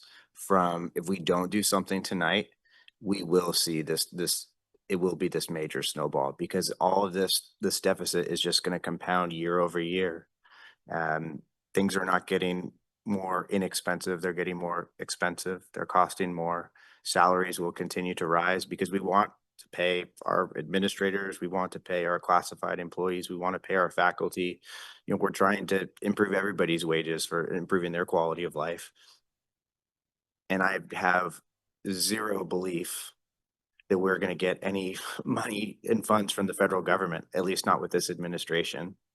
And that the idea that money is going to come back, well, yeah, I'd like to think I'm optimistic and always a glass half full type of person. I'm not on this one. And I'm really, really concerned. I look at just, read the news of Santa Rosa, the school district. They laid off, I think last week or earlier this week, 100 employees. I mean, just imagine what that would do to this community and that number of people. And Dr. Guerra, like when you mentioned, that's why I'm really curious, like if we don't do something tonight, let's just say we carry it and we want to support everybody that came out here today, what happens next year? We're in an even worse position, and we're going to have to make even more difficult decisions and have to hurt even more people, including our students. So that's why I feel comfortable taking the recommendation tonight, and I'm prepared to support it. Could I ask, is there no room for, while the program is able to operate because of the personnel that are employed to do it, if there's a way to instead extend some kind of support to the students afterwards in their efforts to find any outside resources? As I understand, the operational costs of not being able to run the program ourselves, but is there any possibility of being able to help the students specifically find some kind of support afterward? Whether, I don't know if that would include financial support, that's a hard conversation always, but while their time here at the college might be fading, is there something that we can extend a helping hand afterward? Trustee Dizon, I'll say that this is a very timely conversation for multiple reasons. And another initiative or venture that the college is currently undertaking is reconciling changes in federal legislation as it relates to Title II, which also speaks to, student accessibility and access to materials for those individuals with disabilities. And so I'd say that, really the next steps for us as an institution will be to thoroughly examine what our new requirements are under the Title II regulation, and then reconcile those against how they overlap with the services that we provide through DSPS. And there is, a task force that the district has assembled to that effect. And I know that the proposed staffing reductions and the readjustment of that operating budget will play a fairly significant factor in how we address the Title II requirements moving forward. And so I will say that there's more to come on this. This is far from this is just the beginning of conversations with how we, ensure that we are providing those services for the students that need them vis-a-vis DSPS. And there will be extensive conversation in the coming weeks and months around. And I just want to note that today also during public comment, somebody included talking about the state allocation that we get. We get very little from the state as far as our budget, and most of our budget comes from the property taxes. What's really hitting us hard is the projected deficit, or less than what we've projected in property tax income, but also the fact that that federal money was discontinued. So, you know, that makes us a little bit different. We don't necessarily count on ADA. Our funding isn't based on ADA, which other school districts are based on that. So our status is a little bit different. There are schools all over the state that are looking at cuts. Many of them are state allocated, not community funded colleges. But there are also many colleges that are also looking at these cuts that are doubling down on their resources because they don't want to agree with the federal government that these communities should not be served. So that's where I would hope that Napa Valley College would sit in their commitment to our underserved populations. I'd like to add that just because cuts need to be made and we can project that we'll be in deeper trouble if we don't, doesn't mean we need to make these cuts. I understand, and this decision is not gonna get any easier the more and more we talk about it. So with that, I'm going to call the question. And I'm gonna do a roll call vote. Trustee DeZone, I object. trustee Kishner, Nay. trustee DeLuna, Nay. trustee Olson, Aye. trustee Dodd, Aye. trustee Rios, Aye. trustee Iverson, aye. It's a hard decision, you guys. With that, the nays carry. We have a majority on this. And I'm gonna move us along, you guys. Let's see here. I'm gonna go. We're on our state budget update now, am I right? Yep, Just checking. 13.1. 13.1, Mr. Jim Reeves, now, Mr. Jim Reeves. We need you. Thank you, Vice President Iverson. Is that the Fund 11 report? State budget update. Thank you. I'll be very brief. Just to provide you some information about what the governor's budget was and the LAO assessment. The governor's budget came out. You may know that as Trustee DeLuna just alluded to, we are a community funded budget primarily from property taxes. So the state budget impacts us, but certainly not to the degree of apportioned districts. The governor has proposed increases for a COLA of about 2.4%. Remember, this is the January proposal. A lot happens between now and what they call the May revise and the final June budget. So a 2.4% COLA for those programs that are funded by the state, EOPS, DSPS, and some other state focused programs. It's not the majority of our funding. He also proposed some additional funding for scheduled maintenance and instructional equipment, about 120 million across the state. I would use caution there. They also gave us $6 million 3 years ago and promptly pulled it back. I would also offer a perspective from the LAO, which is the accounting office, independent of the governor's office. They are suggesting that all institutions proceed with caution because of the possible, the unpredictable nature of the economy. They have made an interesting statement about, coincidentally, about not committing one-time funds that you might get for facilities or for student-focused projects because of the danger of assuming ongoing costs with one-time funds. So with that, I will keep you apprised of how that moves forward with the state legislature, and that would conclude my report on the state budget. Thank you, Mr. Reeves. Any questions, discussions, or? Fund 11? Yes, sir. 13.2. This is an action item to you guys.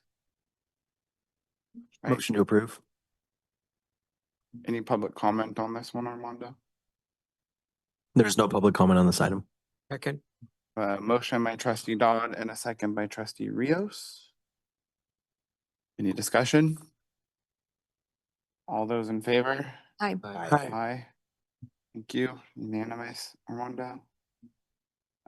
Now we are back to Jim Reeves. Here's your Fund 11. Now we're at Fund 11. Thank you, Vice President Iverson. Just very quickly, could you crack that open, Armando? Thank you. A very quick tour. Upper right corner is where we are with the budget respective to the year. We're at 7/12 or 58%. Our revenues are at about 57%. We saw a bit of a tranche in property taxes arrive. So we're trending certainly against budget, relatively close to budget at this time of year. Recall that a lot of these are time sensitive, so the percentages may vary up or down, but most of these revenue and expenses can happen at any point in the year. So our salaries are at 53%. Recall that the set aside has not been applied. It will be applied subsequent to the CBA agreement this evening. Total employee benefits are trending low for the very same reason. Total books and supplies are at 43% below budget and 51% for total operating expenses. So we're at 52% total expenses at 7/12 of the year. I would call your attention to a column D, the bottom of column D. I saw some concerns in writing raised today about the level of our reserves and our ability to use some of those reserves for other expenses. The bottom of column D is the audited fiscal 24-25. And you'll notice there that the reserve is at 21.42%. I think it's important to remind ourselves that that's an artifact of the earmark that we didn't spend for those salaries and benefits that were being held over until a CBA was agreed to. So I just wanted to highlight that particular item in this report, just to provide additional context about why that's sitting at 2142, and certainly to respond to those who might believe that that's either available or somehow we're carrying too much. So with that, I would conclude my report unless there are other questions. Could you remind me how much we set aside for the housing deficit, possible housing deficit, and where that sits? For what deficit? We've set aside some monies, just in case the housing isn't completely full or if there's a deficit in. Yes, it's sitting in a separate fund, so you won't see it in Fund 11.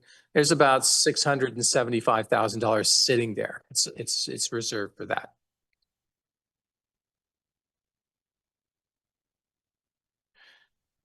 And when would the update come in where we take out that money that was set aside for the salaries? We are 2 years into our program. We have not had a draw on it yet. However, I anticipate we'll see a draw at the end of this fiscal year based on our occupancy numbers. Oh, no, I'm sorry. The 21%. You're 21.42%. The increase for salaries and everything that we projected, it was sitting in there, but now those have been granted. It will be distributed now to those appropriate accounts. And Trustee Rios has requested an adjusted budget to reflect accurately all of those expenses. So you should be able to see that. We will aim for a March adjusted budget request. Okay. Any other questions, comments, discussion? Mr. Baker's. I was gonna ask if anyone wanted to fill in. Jim, I think you got a break tonight. All right, 13 here. Now we're gonna go to 15.1, President, and 13.3 was Fund 11. We just did that, unless we have more discussion on it. Okay, 15.1, President and Board reports. In the interest of time, all President and VP reports have been submitted in writing. Thank you. All right, 15.2, Standing Committee and other appointment reports.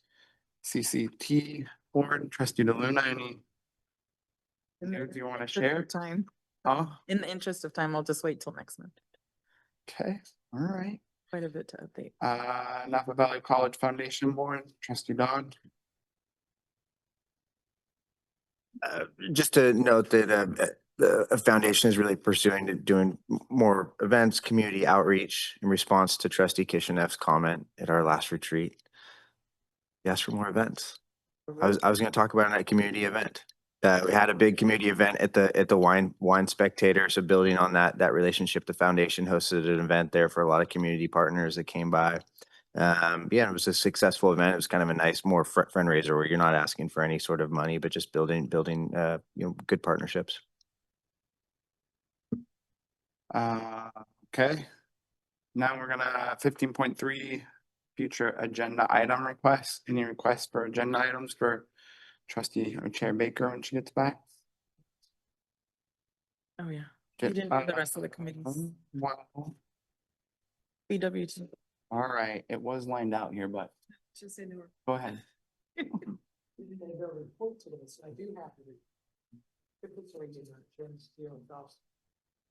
You got it? Quickly, luckily by a very narrow margin.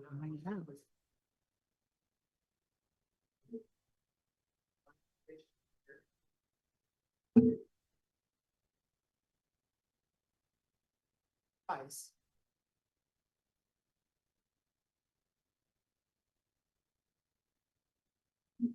On it.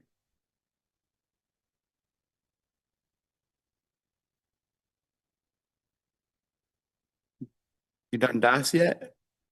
You had a DAS meeting yet? No, next meeting I should have a report. Okay. Baker, I think we're good on these unless someone else has something that Nothing I'm, on the legislative affairs either. okay. Future agenda requests, agenda items, anything, anybody? I'm just gonna flag something we've got, and Dr. Powell, maybe we can talk about it later, but I've just been getting a few emails and I heard something tonight at public comment just about our parking system. And it's these are all community members typically going to the Pacific Arts. They're complaining, what the heck, why do we have to pay? And I explained to them all the rationale of why it makes sense to have fees and that our fees are completely reasonable. I almost kind of get the sense that it is maybe more just difficult to find maybe the parking machines, or they're maybe difficult to use. I don't know. I haven't used one in a long time. So just I'm flagging that. I don't any sort of particular urgency amongst the other urgencies we have going on, but I just wanted to flag it for everybody. And, okay, you can answer. I'll raise that question with Chief Wade. I've heard that too, by the way. My sister's taking a class and she's complaining every Tuesday. I think she's here. I wanted to request that we think about adopting a resolution to commit or to recommit our commitment or renew our commitment to immigration rights. Our students that are immigrants, DACA recipients, and underserved communities that are being attacked right now. Our community is in pain and we need to make a commitment to make sure that we are standing strong in our support. of all When our did we, communities. when was that? It's been a while. Resolution, a year ago? No, it's been, yeah. Yeah, it was, yeah.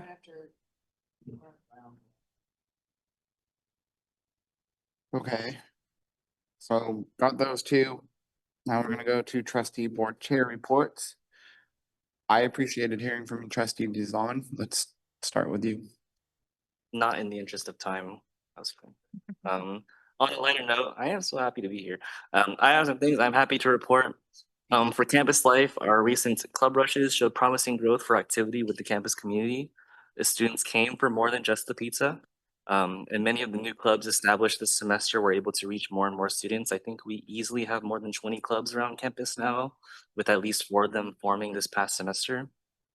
I wanted to reiterate our production of Into the Woods, highlighting our theater program and incredibly entertaining work that they do.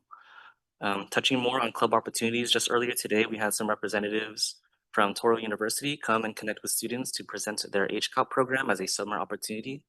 Also earlier today, I connected with Napa Valley Boys and Girls Club to work out some volunteer opportunities with their Imagine Science program that can, with speaking with their coordinator, it can realistically evolve into our clubs being able to become members of their committee in the future. For Kaibigan Club, we have our second, now annual, night market event, Kaibigan Night Out, next month. It is a night market and car show with live performances on March 14th in the Library Plaza. We're hoping to win up our inaugural event last year and hopefully grow from over 700 person attendance and get even more of our students and community to come together for a fun night. Overall, there's a growing trend of more students wanting to engage more with activities around campus, and people are seeking to reforge the sense of community. I think ASMBC's efforts to get students more involved and informed about the campus have extended from the extracurriculars to more people running to join ASMBC to people wanting to join the conversations that we have at this table too. I believe students are starting to care more, which is nice, and that'll conclude my report. Thank you. Trustee Kishnev? I have no report tonight. Trustee DeLuna? I just wanted to thank the community for being here today. It was a very difficult decision, and I want to thank all of our administrators for the hard work that they do day in and day out, all of our staff as well. And just a note, I've had a lot of feedback and community members catching me everywhere I go in town to give me, some of their thoughts on what's going on at the college. And especially with Upper Valley campus, being that I live up there, I see people all the time at the coffee shop. So I just want to make sure that as a college community, our commitment to the Up Valley campus, maintaining the campus and the services there continues. You know, I've been to many public events there. I know the city's there now. But having more presence there is always a highlight for our community. And so it's been nice to be able to talk to different community members and students that really appreciate having that location open and available. That's all. Trustee Olson? Nothing to report, thanks. Trustee Rios? I just want to, again, thank the cabinet, Dr. Powell, and everyone who has been working on all these issues that we had so many people here today to discuss. It was very emotional. I mean, I had family, here in support of the programs. So it was very intense for me just sitting here. I know people don't see that. They don't have an understanding about, how we feel about these things. And you all have been dealing with this for quite some time. So I can only imagine how draining this is.